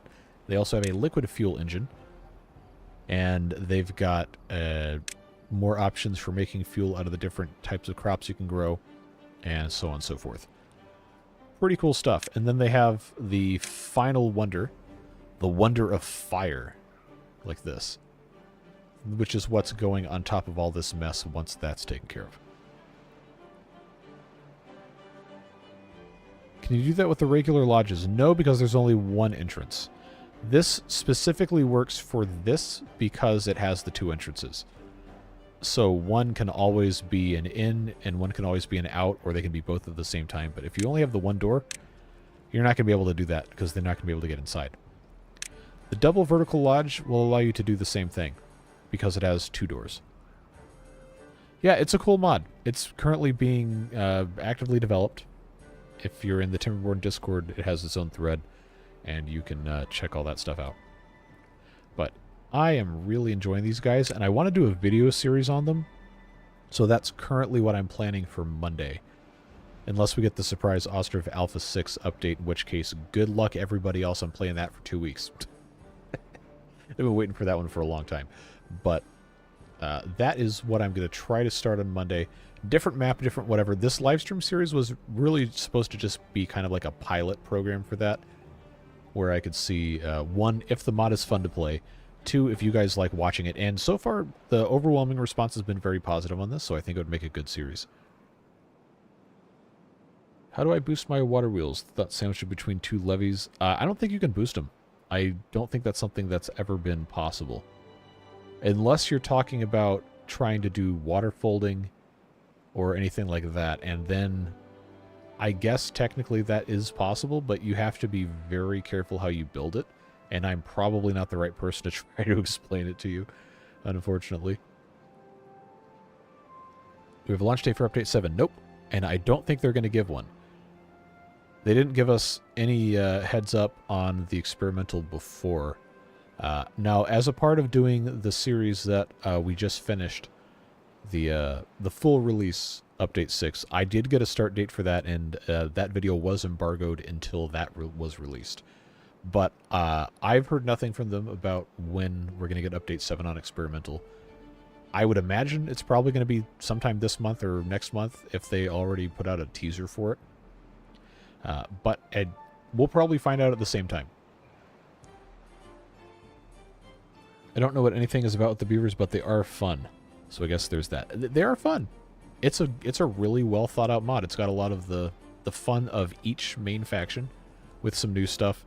And I like the color scheme. The different kinds of shades of red and orange, and I guess technically pink as well. Looks pretty good. Gonna do water folding. I don't know. Yeah, the subway tubes are gonna be really, really fun. That is gonna be something else. And I think, I guess not necessarily as game-changing as the vertical terrain on top of overhangs is going to be, but it's still going to be pretty cool.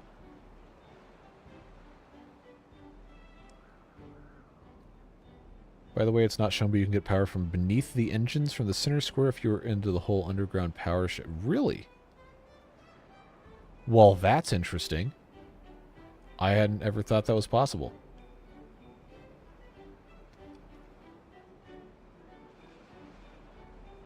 Yeah, we're absolutely doing vertical farming when Update 7 comes out.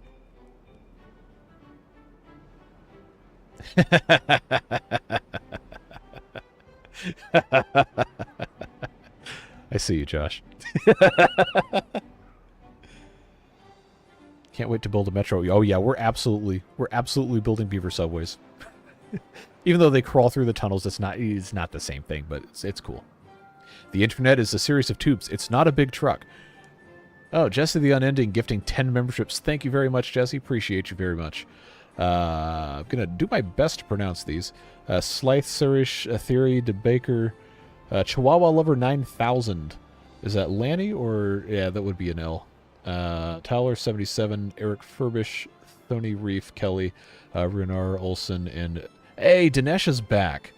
Wow, that's a name I haven't heard in a long time. Good to see you. Well, you might not be watching the stream anyway, but... That was a Drown playthrough. I think the first time I saw you. But hey, good to see you guys back as part of the boosters and a couple new names as well.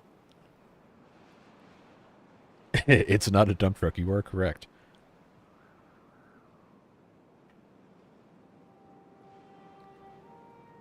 Seen 4 small water wheels between the levees make more power than one large and take up less area. I think it depends on the strength of the source and if you are waterfolding. Because Update 6 no longer has the wheels actually hold water back. It used to be a thing where if you were going to put these... We only have the compact ones in this mod, but if you're going to put these in place, you could only do so many in a row before the flow would back up. But with Update 6, they changed that, and I'm pretty sure... Excuse me. Pretty sure now you can just kind of put everything in a straight line and not lose any height, as long as there's force behind it. So we tried doing water folding a bunch of different times, and a whole bunch of times I got it wrong, and a lot of people got really upset.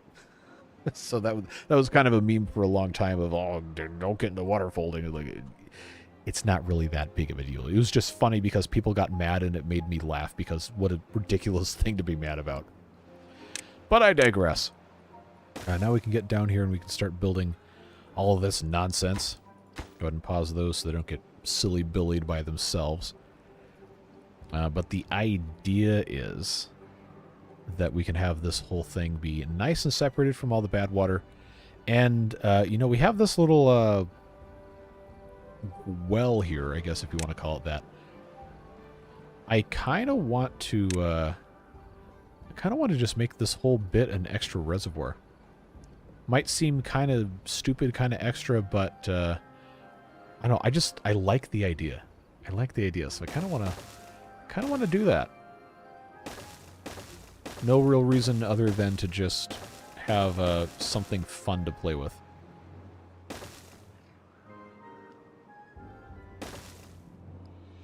And yes, I am aware we do still only have 2 logs. That is very much something I am aware of. It's fine. It does lose height, but I don't think it's a function of the water wheel. It definitely isn't now, because they did change that.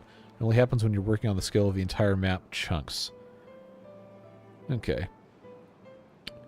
But yes, we've had a lot of opportunities over the past several years to experiment with the water physics, and I still somehow have not made a fantastic job of it.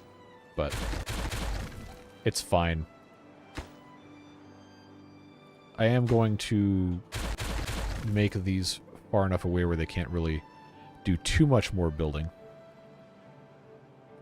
I guess they're going to keep going even though I got rid of the path. That's fine. Happy New Year to you too. Good to see you. There's Kurt. Who was asking if Kurt was here? Well, Kurt's here. Got no sleep, just going to lurk a bit. Well, I hope you have a restful day then if you didn't get any sleep, but... Yeah, we're back here in your least favorite beaver faction that does not have access to showers. RCE is using the water with levees in between on his laser. I'm gonna have to... I haven't seen this past couple Timberborn videos. It's just always really interesting to me whenever RCE plays Timberborn, because it's such a weird combination of, like, he clearly knows what he's doing, but at the same time he seems like he has no idea how some of the basic mechanics of the game work. And it's really funny. Because, like, you can tell he's like not like maliciously being bad at the game. He's not playing it hours a day for 4 years straight. So he goes back and forth between all those different things. And then people, like, some people get like really weird in his comments about, like, oh, I can't believe you don't know how to play. He's a variety streamer. Variety YouTuber. He's not going to have encyclopedic knowledge of everything. He's impatient and impulsive. I mean, I kind of am too, but if you've been watching the Apocalypse Mode series, then that definitely has had the potential to be a whole lot worse. I really liked his videos he did on the drainage simulation software, which is not a sentence a normal human being has ever said before.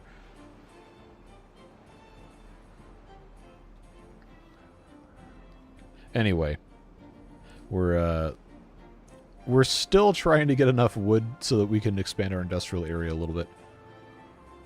Oh, hey, Kurt, thanks for the 250. It's your birthday today. Well, happy birthday. Sadly, can't donate more. Don't ever feel bad about that. Even though I know your respect is predicated on donating money, also not true. Thanks for existing. See you. Well, have a great rest of your day. Hope it gets a little bit more restful for you.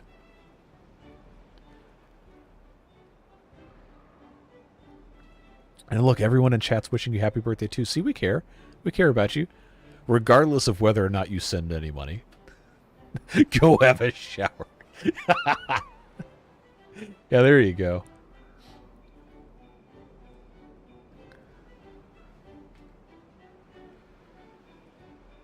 Now we want cake. Well, if Kurt wants to share his cake, then he can share his cake. I don't know how good it's going to taste through the internet, but, you know, do what you want. Now, I don't think I have any more paused residences, so we are going to be capped at 216 beavers for a while. Food still continues to climb, even though it's mostly the bell peppers and the corn. So clearly our juice situation is a little bit of a problem. The beavers seem reluctant to drink the water in favor of the juice. So yeah, that's going to be it's going to be an interesting thing for us to come up with here on how to improve all of that. I'll tell you what we don't need is we don't need all of this canola. So I'm definitely unplanting all of this canola. We're going to put other stuff here.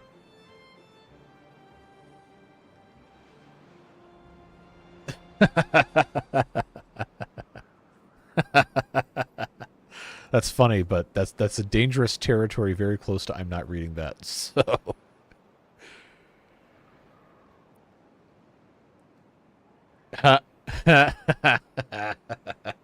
Gary. If there's internet cake, we can all have a bite. That's good. That's good. One thing to watch for is they'll turn all your corn into cornmeal that will just sit there. But, you know, that's fine because cornmeal is used in a bunch of these recipes, so I'm not really opposed to that. And we do have, we've got a decent bit of cornmeal already, and we have regular corn, and it gets turned into grilled corn. So I guess that's fine, but we need to be planting more of the stuff that gets turned into juice specifically. I assume the juice gives food and water. I think the juice just gives water. Or liquid. Nutrition, I'm sorry.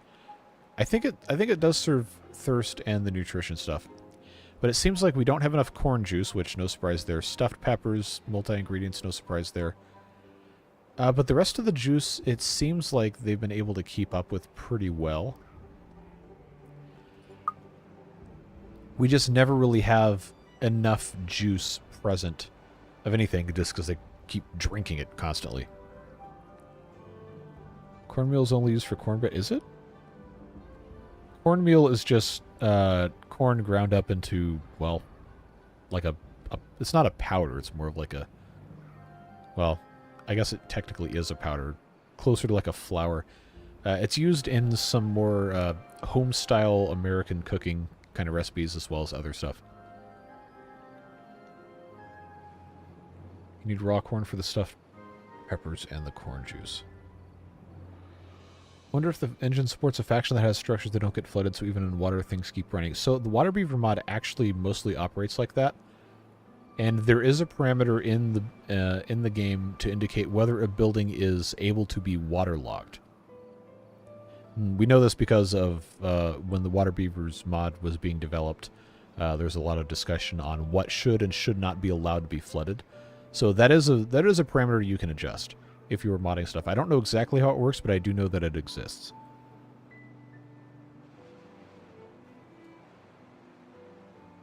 All right, I'm going to go ahead and get rid of all of this canola because we have so much that isn't being harvested already.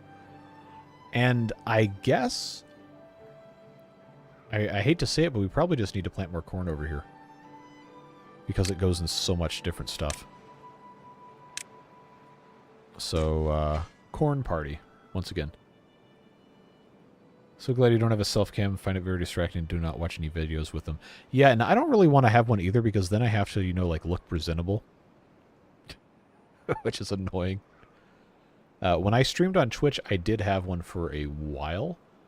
But, honestly, like, unless you're doing a lot of interacting with the audience through the camera, like, talking to, like, all you're doing is you got a camera in somebody's bedroom. Like, why? Why? And then you have to have your stuff all cleaned up. Like, no. I don't see any instance in which I'll ever have one of those. It was really funny too because I didn't have a webcam. The only camera I had was the one I used to, you know, like go and shoot sporting events. So I was running a Sony A7 III in through my capture card that I normally would have my PlayStation plugged into. And it was like the highest resolution face cam on the face of the earth. Well, I guess unless somebody plugged in like a, I don't know, like a Blackmagic Ursa Pro or something in there, which would be completely insane. I was like, why am I doing this? Like, nobody even cares about this.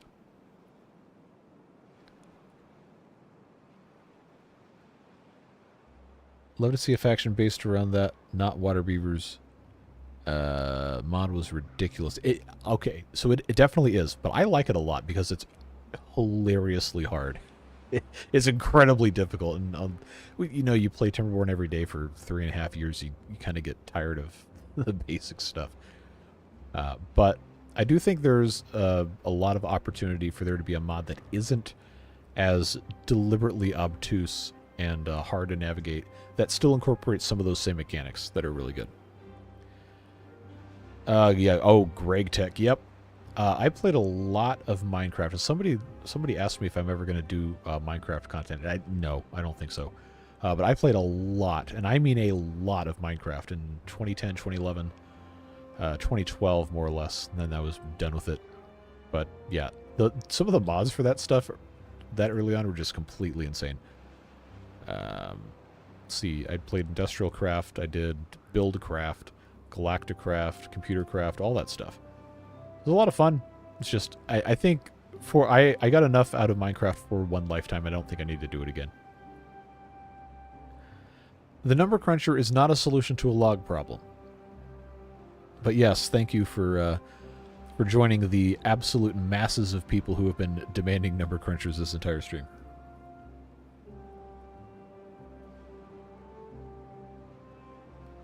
Isn't Jack Daniels corn? Well, it depends on how...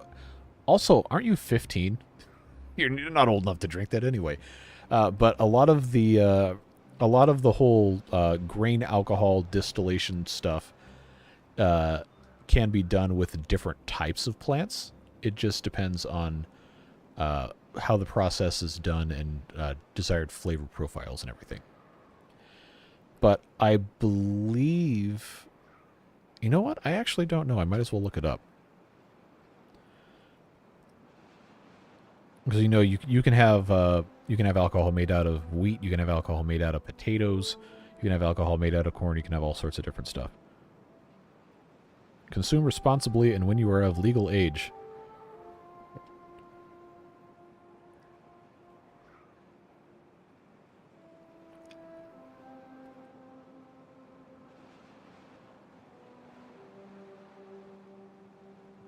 Why is this not telling me anything? Yeah, it is made primarily from corn, yeah. At any rate, we've got... I guess we do have a little bit of space we could plant some additional trees in, but we don't have the wood to build levees to continue all that. So I think what we should probably do... we've got enough gears right now. I'm just going to pause all of our plank factories except the one, because I think that's where most of our wood has been going, is to make planks this whole time. We've got 900. You know what? I'm just going to pause all of them.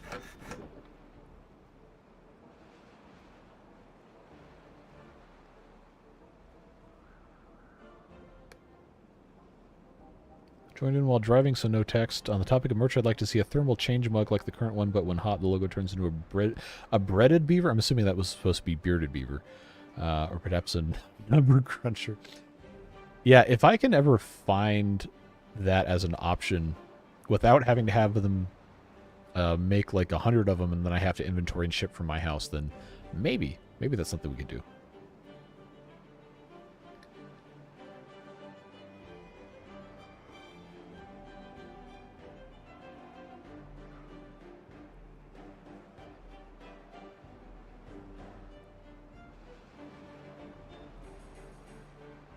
Yeah, there is a difference between bourbon and whiskey, and people will get really, really heated if you get it wrong. You know, I've never been a big drinker, personally. You'd buy a number cruncher mug.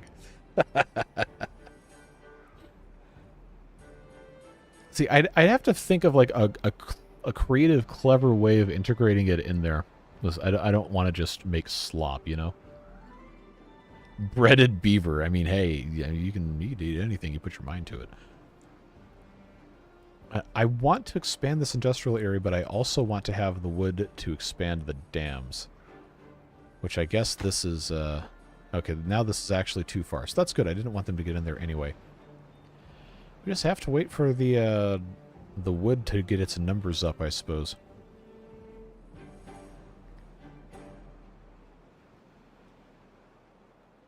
The number cruncher does take time. That is, you know, that is factual. That's correct. So, do I have the materials to build this? I don't actually need any logs. Just run it with one regular engine all by itself. Still somehow completely out of logs at almost all times. I think it's because we're trying to make charcoal. Is that what's getting made over here? Yeah, we're also going to need to have charcoal being made over in this area for all the engines. But I think, depending on where we want to put stuff, we might be about at the point where we can actually justify building a number cruncher. I know. Contain your excitement. Just find it within yourself to just sustain sanity for one brief moment while we get this assembled here.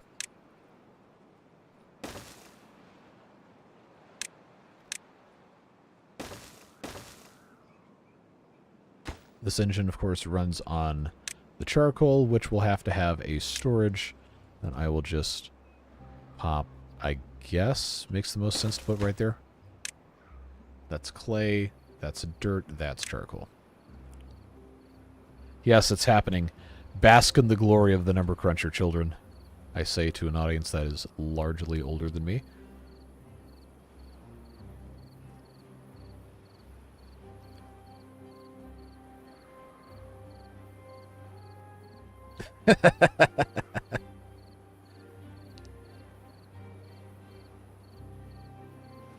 It's the best day of your life. I hope for the sake of whatever, like, spouse or friends or significant engagements you have, that that's not the case, but I appreciate it anyway. Sorry I'm late. Did I miss anything important? Well, these people have been begging for a number cruncher for the past 2 hours. And now they're finally getting it, so I guess you did miss that. Did you just call us old?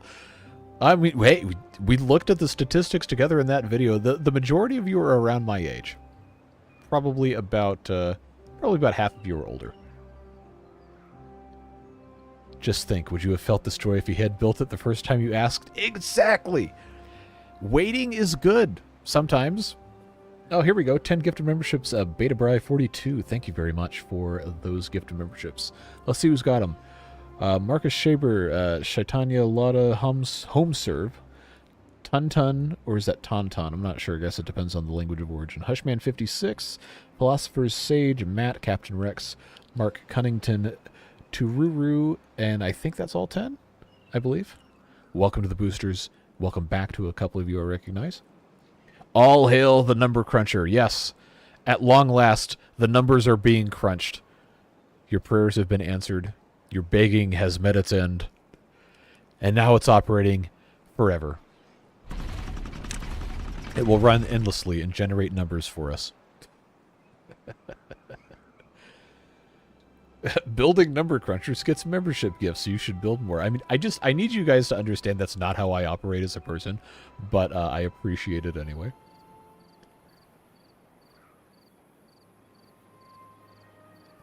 The number cruncher is the magic box that makes science. Yeah, we tricked rocks into thinking, aka computers.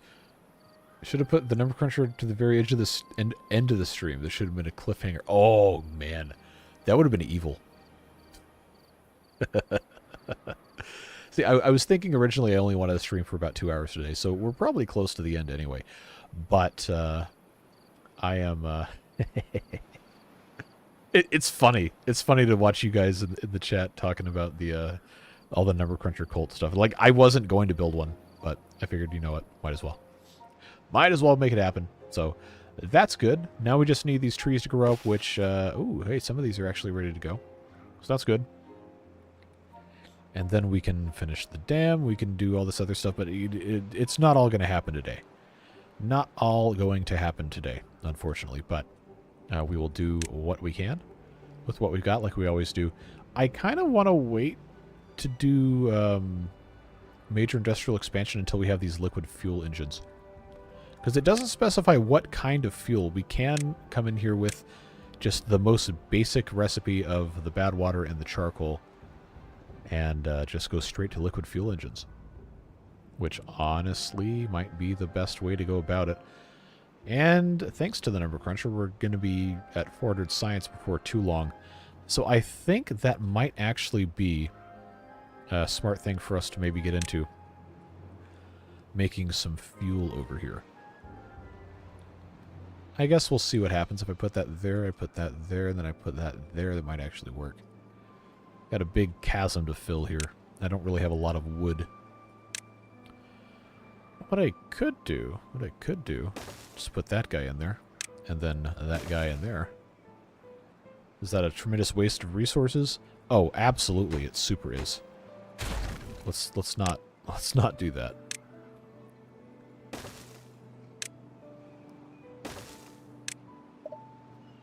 I know this is probably going to be just about as many, but it's fine. It'll look a little bit better.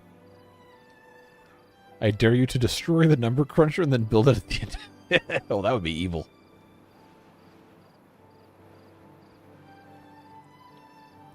Now the question, what can I do with my membership?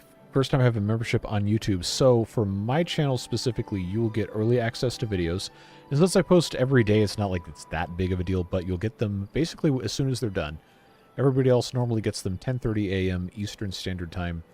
Usually I have a video done about 10 to 12 hours prior to that. So, for example, if you're in a different time zone from me, or say you're in, I know like the folks in Australia really like having access to the videos early, because then that has the videos show up for them earlier in the day versus overnight.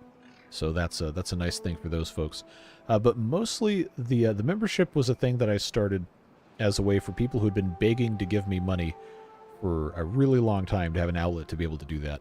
And the early video access was just a small thank you from that. But everybody who is on the list of members, we call them beard boosters here, will be added to the list for the game to draw beaver names from. So all of these people are or were at one point in time a member of the channel, and every beaver born has a chance to be one of those names based off of a list. I think currently has 1,400 different names on it, but you'll show up on that.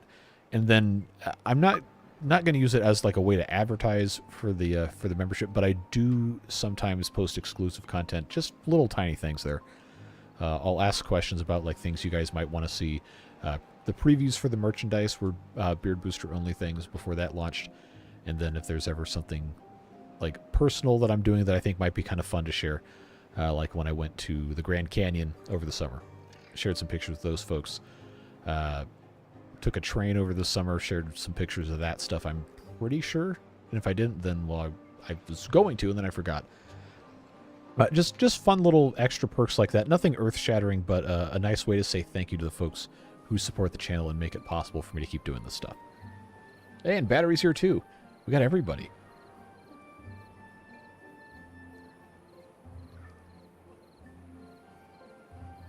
Happy New Year to you, too. We got a lot of progress today in the stream. We built a number cruncher finally for the cult of the number crunchers, so that's going to be making all sorts of science for us. Attempting to expand industrial stuff, expanding the dam, and making progress on getting food a little bit better situated. Although that seems to be kind of a fool's errand, depending on how you want to classify it. I've got so many beets.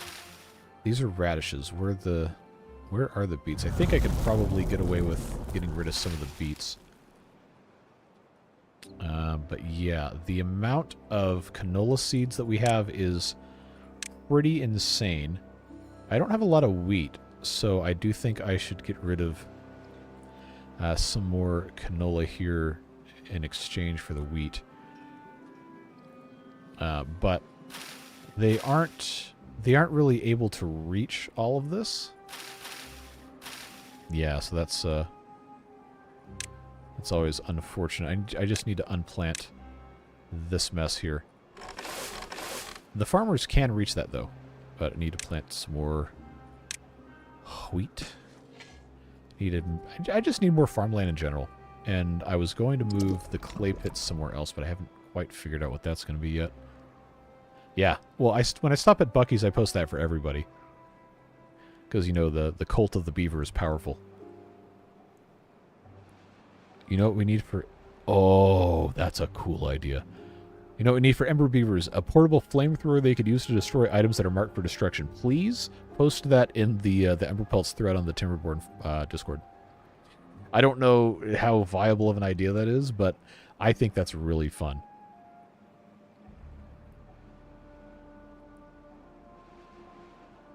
Have you seen the mod that replaces the planting choice? I don't think so. Is that like a farm prioritization thing? Because that could potentially be very useful. This industrial pile of charcoal does not need to... okay, I guess it's fine to have that here because we do have that. Just trying to think of any way I could improve things here. I guess it would make sense to have additional trees over here if I were to just blow this up to be completely flat. This would irrigate probably pretty nicely to about here, but I don't know if I want to mess with that. Next time it's harvested, we'll plant new crops. Oh, is it like rotating crops? Or does it just replace what I was trying to do here? I'm pretty sure that's probably what you were trying to say.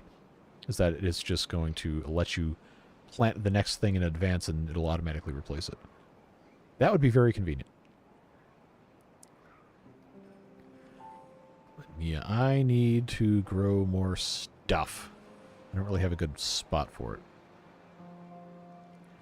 The eternal problem. What was going in here? Logs? Because we're not really...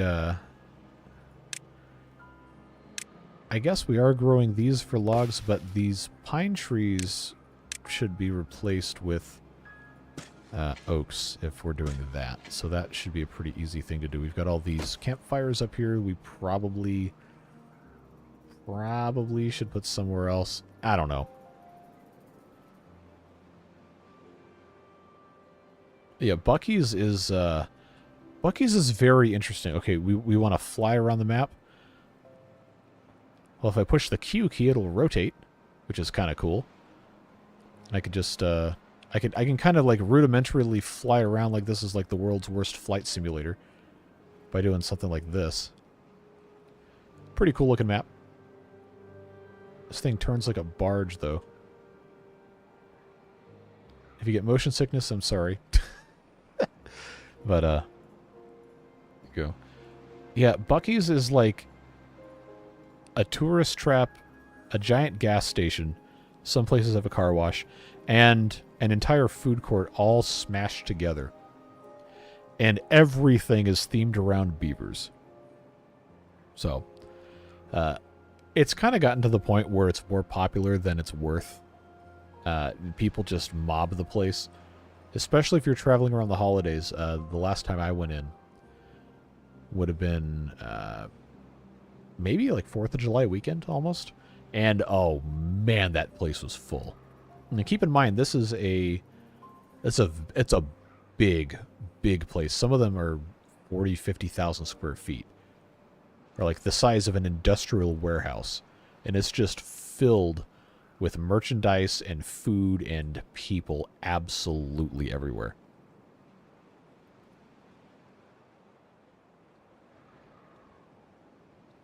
Oh no.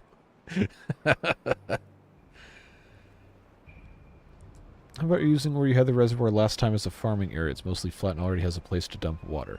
That would not be a bad idea.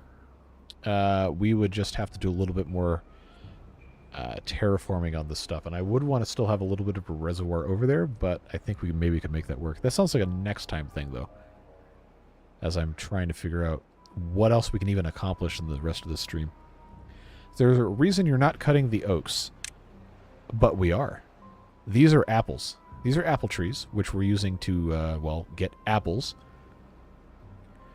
And all of the oaks that were... Oh, hey, I actually did miss a single oak. But yeah, we were cutting those. And then these pine trees I'm supposed to be saving for pine resin so we can use that to make, I think, the lubricant for the bots. But we need the wood a lot more than we need that right now, so I just have them continuously cutting those things down. Then these are the maples we're getting our maple syrup from that we, in theory, should be using a lot more of, but we don't have the rest of the materials to make everything. Buc-ee's is what happens when you turn a Walmart gas station into a tourist destination. That's probably a pretty apt description of it. Their gas is cheap. As far as I can tell, it's just regular gas. There's nothing wrong with it. But it's very cheap. Train mod is still going. I don't know if it works for Emberpelts or not. But I very much would like to use it. I have a couple apple trees marked for cut. What? Really? Oh. I sure did. Actually, no. These are oaks that nobody can reach. And this one was an apple tree that was in fact marked for cutting. This is up on the next level. So, you weren't wrong, but you weren't right. That makes sense. Oh yeah. Hopefully they can try to do some sort of flamethrower thing, because that seems like a really fun idea. Emberpelt specific train mod, like a branch of Choo Choo, or has it just been adapted so it will also work? Because I know there's a bunch of accessory stuff for Emberpelts. I honestly can't keep up with all this. Well, that will be an interesting thing for us to get into as we continue expanding this area out here. I am very intrigued by the idea of Emberpelts train mod stuff. And somehow we still only have this many logs. Oh, what a mess. What a mess. We need to have so much more wood than we currently do. And I can't really do much of anything else without it, which is unfortunate, but we'll see what happens here as we continue moving on with other stuff. Hopefully the corn will balance out a little bit. I know it has to be turned into juice and the grilled corn and all this cornmeal and all this other stuff, so we probably should have planted a whole lot more. Radishes. We never have enough of those either. We got tons of beets, though, so I guess what I should be doing is I should try to find my beets and just replace them with something else, like, say, corn. So I'm pretty sure this whole line here was beets. I don't want to take away too many of them. That's also beets. And what is this? Also beets. Yeah, so we'll get rid of those 3 lines of beets. That might be enough to sustain once the rest of that stuff gets taken care of. Oh, you went to Canada. That sounds fun. One thing that really surprised me on my trip to Canada is how low octane % their fuel is, and I assume the USA too. It's a different formula. It's about the same octane in reality.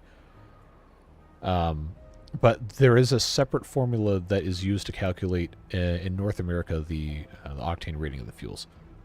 But as far as I know, they're the same potency relative to what the grade is sold at, not with numbers, but with words. Like what you're saying, your economy is 85. Our economy, most places around here, is 87. Some places out west it could be 86. I've seen 85 as well. But yeah, most of what people are putting in cars here would be 87 octane, which should be about the same as your 95. First person on the train would be awesome. I don't know if that works. Because this first person mod, which, you know what? Let's get this taken care of real quick, and then I guess we can do some... We'll do some first person stuff. But the way the first person mod functions is you don't insert into a beaver, you become a different beaver that doesn't exist. It just lets you walk the camera around. So I don't think it would work the same way as like first person view in Transport Fever 2 actually lets you into the vehicle itself. It doesn't quite work that way here. So I'm going to do 2 more things of corn here, and then honestly, I feel like outside of the beets, we already have a ton of radishes, tomatoes, probably bell peppers. We definitely have enough of. I kind of want to plant more tomatoes. I think that hopefully should be enough. So this is already bell pepper. That's tomatoes. We're going to have 2 tomatoes next to each other. Who cares? It's fine. Did you know leaded gasoline is still used in specific small aircraft because it just never got made illegal? Yeah, leaded avgas is very much still a thing. And I think you can also get... You might be able to still get leaded racing fuel. Don't quote me on that, but I know avgas for sure still has lead in it in a lot of places. We can build more hauling posts. Let's see. I think I want to use the bad water for fuel production because that's going to be a lot easier to just have it completely decoupled from the food chain.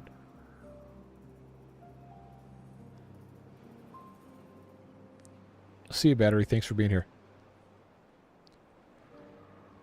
Yeah, the whole like leaded gasoline, leaded paint, leaded pipes and everything actually has a very strong correlation to violent crime. Within the last like 50 years as that's gone down. Of course, you know, media's never going to tell you that because it's very profitable to be controversial. But oh, hey, we're going to do refineries over here. That's right, then I got distracted. But I'm going to go ahead and start refining some fuel.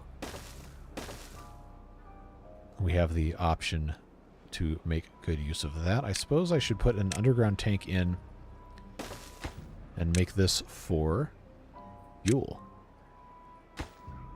Set this to be bad water fuel. Gonna be the easiest thing for us to do. And then we can have our fuel generators. Lumberjacks prioritized by haulers. Probably not. Planting override. Okay. Gotcha.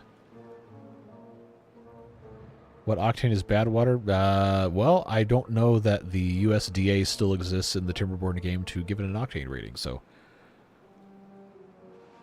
Lead is super bad. It absolutely is, and it's especially bad for children.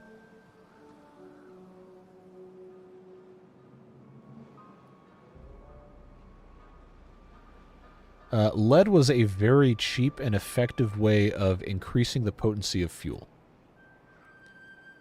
That's pretty much most of the reason why that was a thing.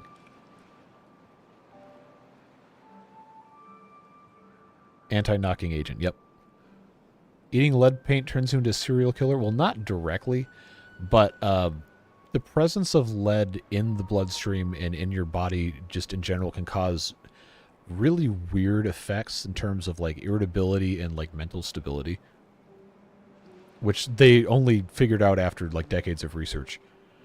But there is a huge, for whatever reason, and a lot of researchers speculate it's because of the lead. There were all the like serial killer stuff that happened in, I don't know, 50 years ago. The generation with the most amount of lead concentrated in their bodies, I think, don't quote me, but I think it's the baby boomers. It's like people born in the 50s, 60s, early 70s, maybe. Or was it Gen X, early 70s? It might have been.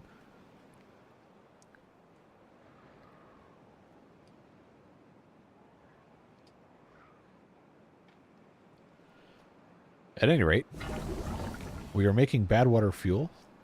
We've got plenty of bad water over here. We don't have anywhere to store the fuel yet because we're still waiting on some logs, but we need to have some charcoal storage over here as well. Oh, I was going to move this. Okay. All right.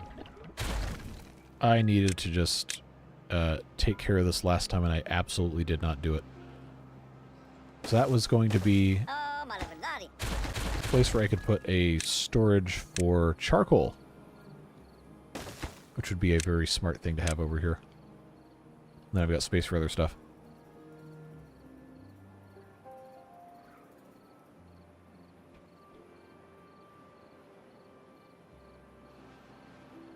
Yeah, every generation has the absolute, like, body horror thing that happens to them without their consent, like the lead or the microplastics or the anything like that.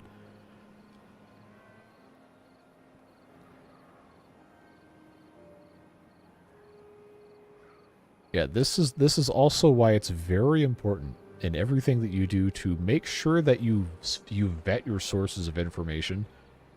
It's not going to make any particular political statement about it, but seriously, if you're getting information from somewhere, please make sure you're backing it up with other stuff, because it's very easy and very profitable to manipulate people, especially when fear is used as the driving agent for that.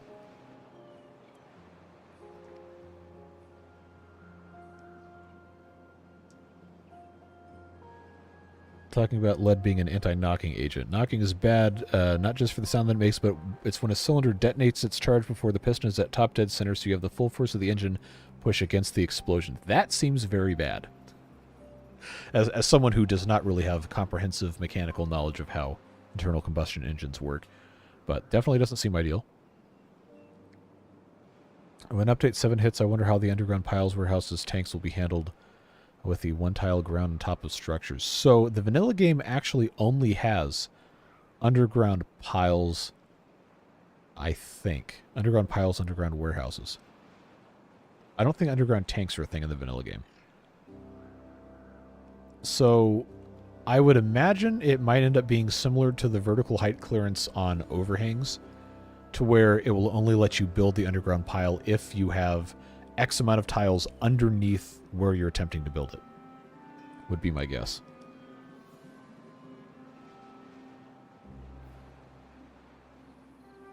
Yeah, the micro beads, like, intentionally added to stuff is just wild to me. Like, how was that ever allowed?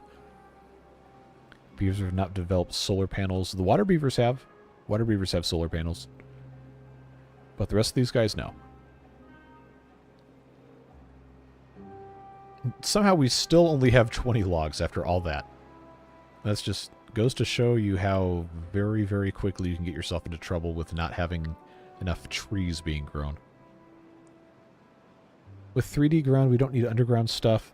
Well, I guess technically you're right, but I'm going to push back on that. I'm going to say that it's even more incentive to use the underground stuff, because remember, the underground pile has a massive, massive quantity of storage.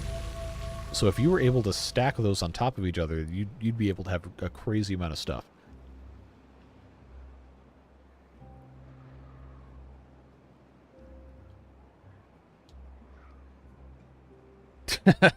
That's very true. Talking about a world that saw the atomic bomb and thought, hey, what if we added radium to makeup? Flawless logic. What's the ideal system to build an underground pile and stack normal ones on top? I mean, that's what we kind of already did that in, well, not in this playthrough, but update 4, I had made these little underground storage areas with the underground piles and whatever, and then I used, before we had these in the vanilla game, we had side platforms as a mod, and I did use those to build on top of that. Yeah, we built the Number Cruncher a while back in the stream, I don't know, 15, 20 minutes. And it is dutifully creating science for us.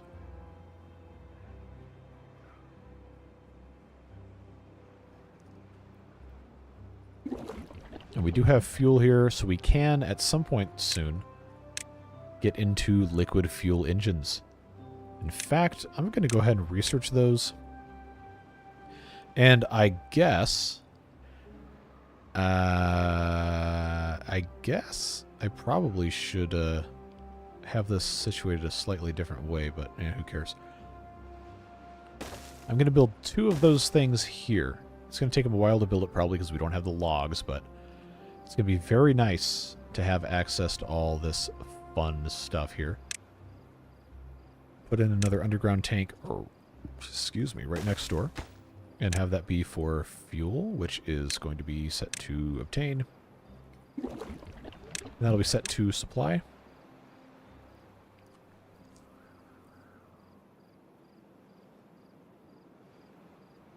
Map is coming along well. I was just running some tests on irrigation transferred through terrain blocks from natural ledge aqueducts.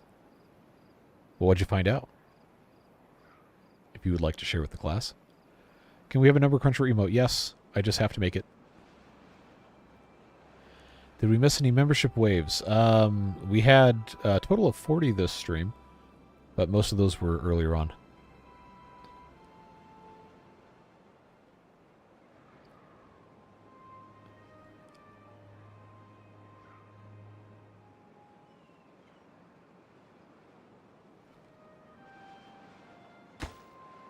Now, if I can manage to remove all of these things, I think that's going to be... How big is the large smelter? Okay, that's a big boy. That's 4x3. But what we're going to do is we're going to have all of this stuff kind of, I guess, segmented out here. So this power is going to transfer on all sides, because this is not the Water Beaver mod. You can actually get away with having all sorts of stuff. This is going to be 2,000 HP. We're going to have tons and tons and tons of space with which to build stuff. So I guess probably going to have to decide how we want to have this laid out. I don't know that I really have the mental energy for that right now, but we can think about it. That is a big smelter, you're correct. Update 7 would also be fun with water pipes, sewer pipes. I think there's a mod that does that, actually. Obviously, base game would be cool, too. Could you imagine having to route water and sewer and power to all the buildings? That's called Sim City. Or City Skylines 1. City Skylines 2 has them buried under the road, right where they belong. But that is a level of micromanaging I do not think I would care to have in Timberborn, personally. Your aqueduct is wide enough, the single tile of terrain will transfer irrigation, so a 3-wide aqueduct with a single terrain block irrigates out the regular range minus the height of the terrain. Interesting. You want to see the large smelter. Well, I'm not going to build it yet, but it is, in fact, a smelter that is large. So, there you go. It's got 2 stacks on it.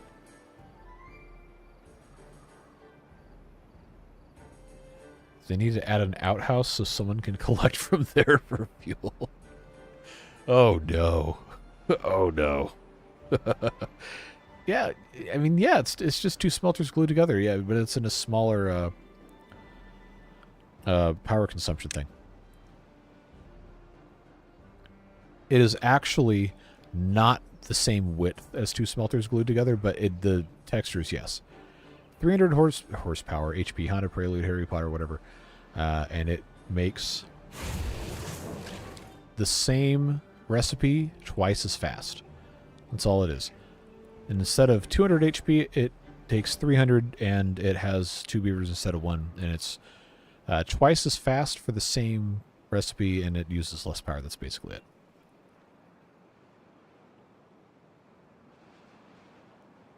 Normal irrigation off of 3 wide is 13 tiles, so if you get 12 if you have a 1 high aqueduct, or 11 from a 2 high one.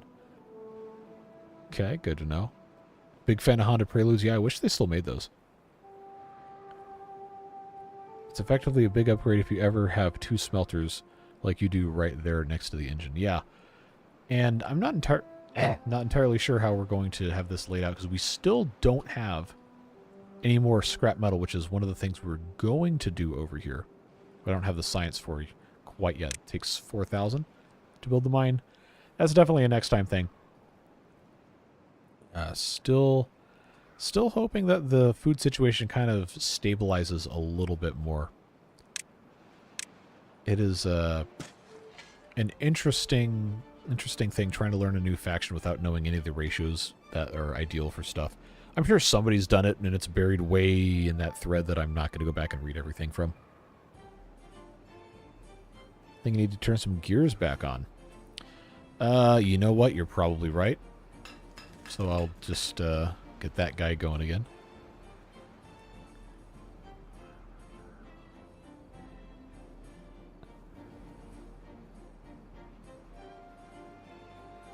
Alright, don't get greedy. Don't get greedy here with the number crunchers. What if you just made another number cruncher for fun? Yeah, what if? What if?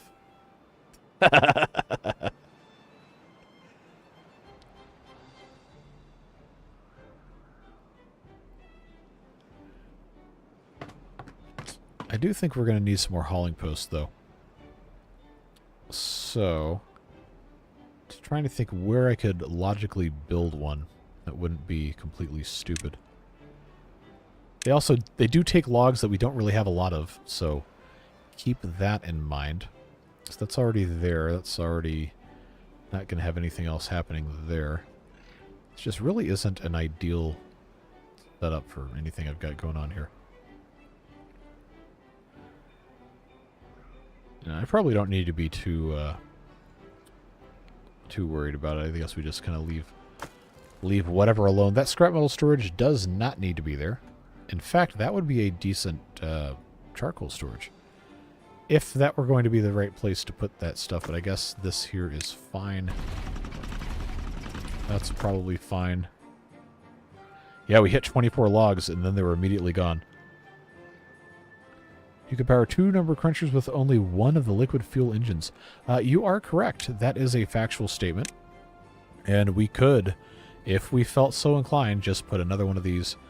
Well, not there, but we could put another one right next to it. We could even rotate it so that they're directly mirroring each other. Doesn't that sound lovely? Engine draining on log supply. That is not directly true, because they're burning charcoal, but the charcoal does come from logs in the first place, so I guess that's probably fine. But I'll tell you what, I will go ahead and replace this with a liquid fuel engine. And yes, my final gift to you of the day, we will build a second number cruncher. Perhaps against my better judgment, but, you know, sometimes it's nice to just do things for people. Do we have enough metal for this? We have 95, that takes 50, and that takes 20. So the answer to your question is technically yes.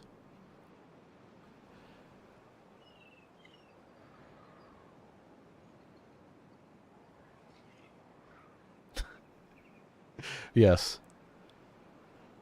The number crunchers are real. They are actually real. They're a thing that exists. I guess I probably...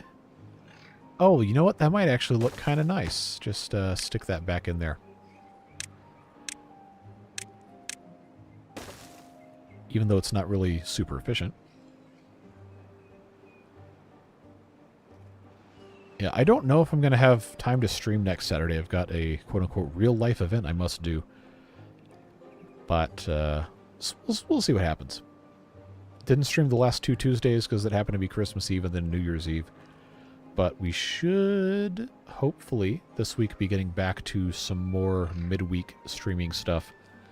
And then I know we have Satisfactory. We have the Fixmas event to do in that before that goes away sometime early this month. And hopefully we can get that done. The minus 4,000 science, yes. Frog statue, I think, has to be specifically adjusted to work with this mod. There's some sort of specification file or something that has to be done.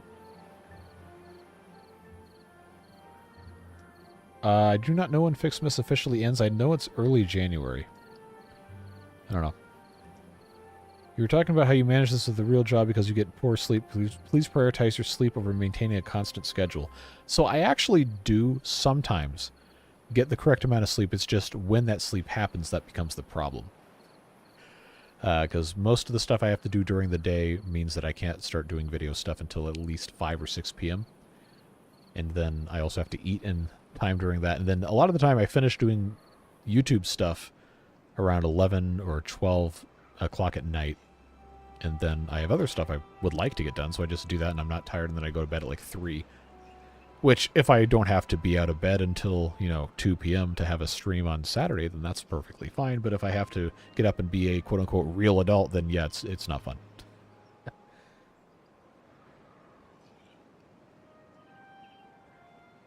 No, I'm not getting burned out.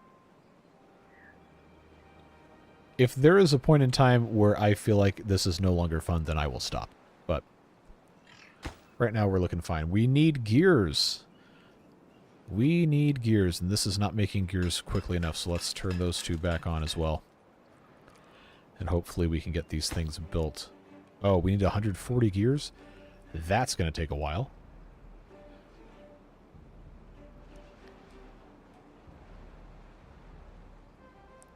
Well, congratulations, Tom and Sophia. That's exciting.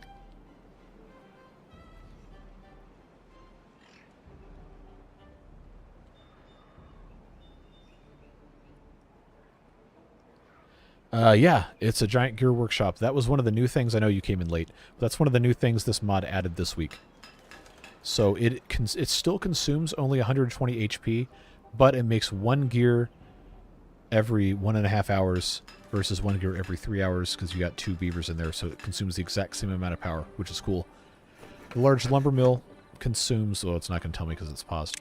But the large lumber mill consumes 75 HP, which is half again as much as the regular one. But it makes the twice as fast planks. Same kind of deal with the large smelter. Except the large smelter uses half again as much power, but makes them twice as quickly. It's just a neat optimized industrial thing.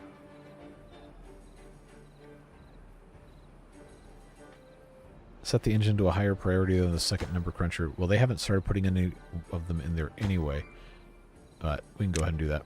So, since we're waiting on that, why don't we do a little bit of first person? Hopefully this doesn't crash the game. Yeah, it works. Put that on turbo mode. But yeah, we got trees. We got beavers running around. We got all sorts of fun stuff.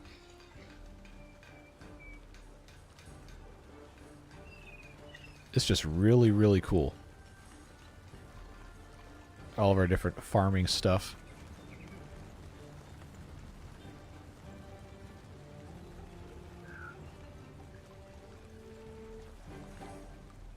Oh, we need to plant more wheat here. Yeah, it's pretty neat.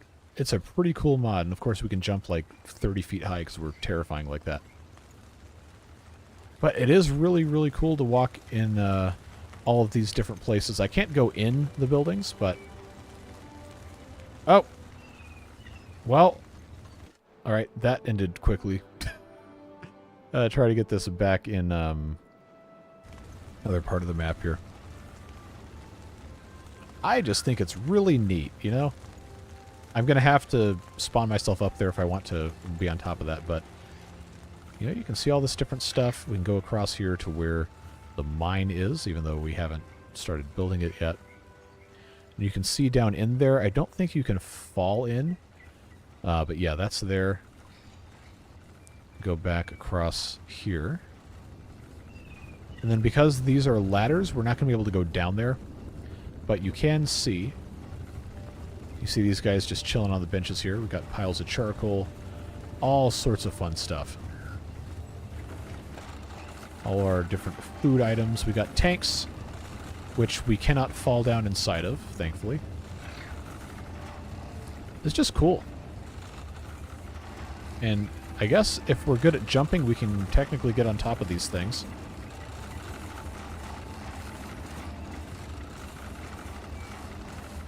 But we don't rotate with the engine, we're just kind of chilling on here. Still pretty cool, though. I like that mod a lot. We still haven't finished this. Okay, we're waiting on all of our gears forever and ever. Does having double-sized factories equal double injuries? I doubt it. I don't think so. I did see the Reddit post of the 3D printed dams and power shafts and stuff. I would love to have some of that stuff. I have a 3D printer. I'm using it for other stuff right now. But that would be a pretty cool thing. First person is a mod, yes. I don't remember exactly what it's called, but it should show up if you search first person on either the Steam Workshop or mod.io, depending on how you have your stuff come in. Oh, you want to see the number crunch? Well, it's not currently crunching because we don't have the gears in. Oh, we can take another look at some point.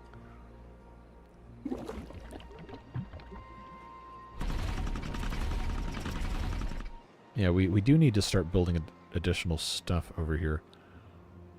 Just not sure how that's going to end up working out, end up looking over here. We maybe could kind of segregate it into wood and metal on different sides, although honestly the metal processing probably should be over here. So, I don't know. Planks are going to wear out at this rate. Well, yeah, but I'm trying to get my wood up here. It'll all get taken care of eventually. We just kind of got over our skis a little bit. Would it make sense to bridge over to the scrap? Well, there's a bunch of scrap. Maybe at some point. We don't really need it right now. Well, we will. But I think we're probably going to be okay to just start with this mine here. I mean, we definitely can. It's just going to be a little bit annoying to do that. There's not really anything else over here that's easily accessible. We have 4,500 charcoal. We're fine.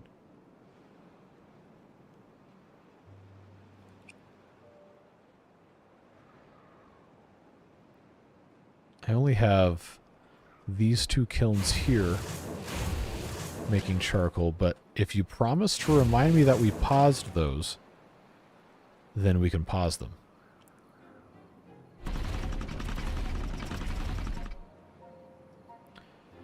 See you, home serve. Yeah, we're about to be done here too. I just wanted to make sure the second number cruncher got built.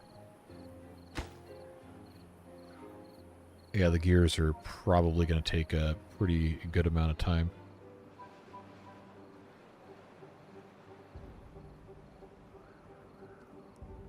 Look, you're the one that took that way.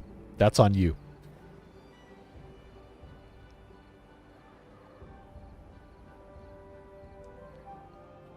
No, I think for right now it probably is fine. Since we have 4,500 of it, it's probably fine to keep those both paused for a little while.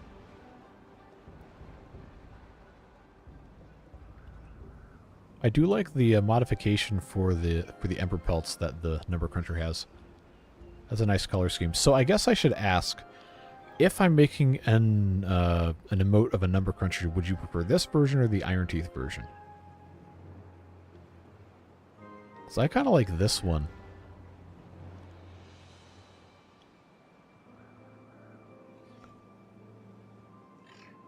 Okay. Noted. We're sure on wood, have we considered planting more? Well, we kind of did plant more. This is a pretty good number of trees here. We just have to be able to, you know, not use all of them at the exact same time, which has been a problem for a while. But yeah, eventually we are going to have more trees planted for farming purposes. We just have to be able to do it.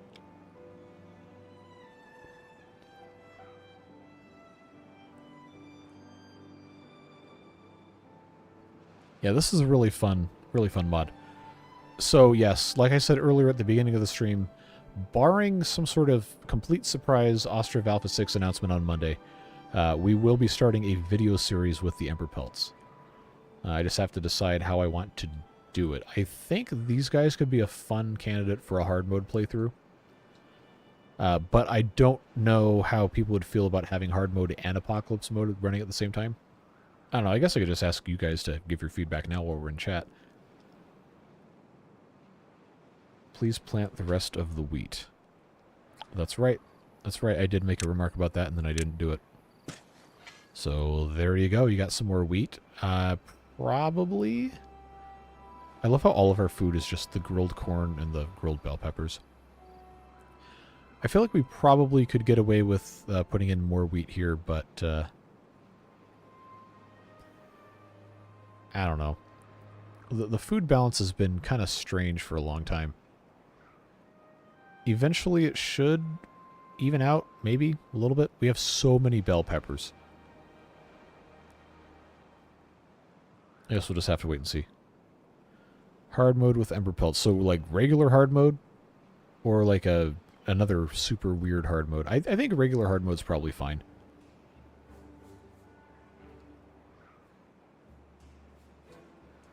Giant, ridiculous engineering projects are not really my forte, necessarily. So I don't know that I could deliver something super entertaining with that, but that is a good idea.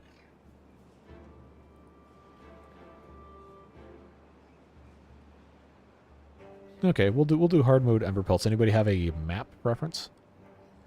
Oh wait, actually, hold on. I already told somebody I was going to use their map for hard mode a long time ago. I probably should do that, so I'm not making myself a liar. But yeah, somebody had a custom map that I took a look at. I thought was pretty cool. So I guess I probably should make sure that I could actually, you know, still use that. But I did tell them maybe a month or two ago that I'd do that.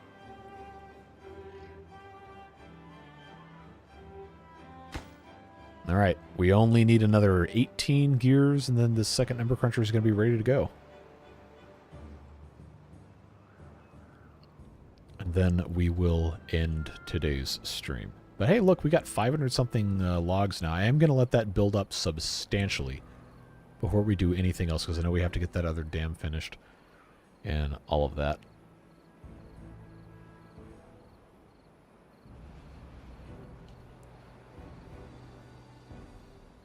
Doesn't need to be harder than hard mode when brain cells being lost to apocalypse mode. That's also true. All right, come on, 8 more gears. 8 more gears. I say in the middle of the night while the beavers are all sleeping.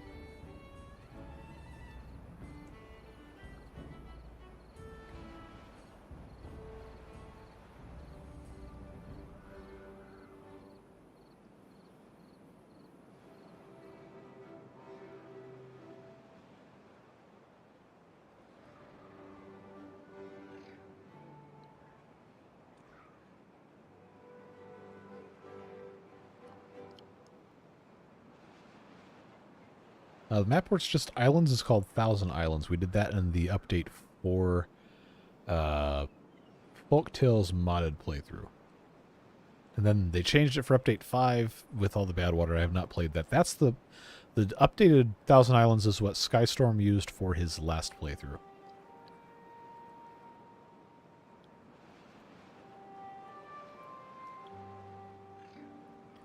Nightmare mode's giving me gray hair. What do you think it's done to me? Oh, okay. Well, actually, Nightmare mode was when the water never ends. That was update 3, going into update 4. Nightmare Drown mode, I think was what it was. Drowned Nightmare mode. That's what I called it. Anyway, these are both operating. So I guess that's our cue to go ahead and end stream. But appreciate you guys being here. This is a fun one. Got a lot of cool stuff done. We've got some things we can focus on for next time as well. and I hope you have a fantastic rest of your Saturday. We'll see you tomorrow for Roller Coaster Tycoon. We've got another video for that coming, and then Monday for hard mode Emberpelts. Unless we get Ostriven, then in which case we'll do that. But no idea when that's coming. We'll see. Take care, friends. Bye-bye.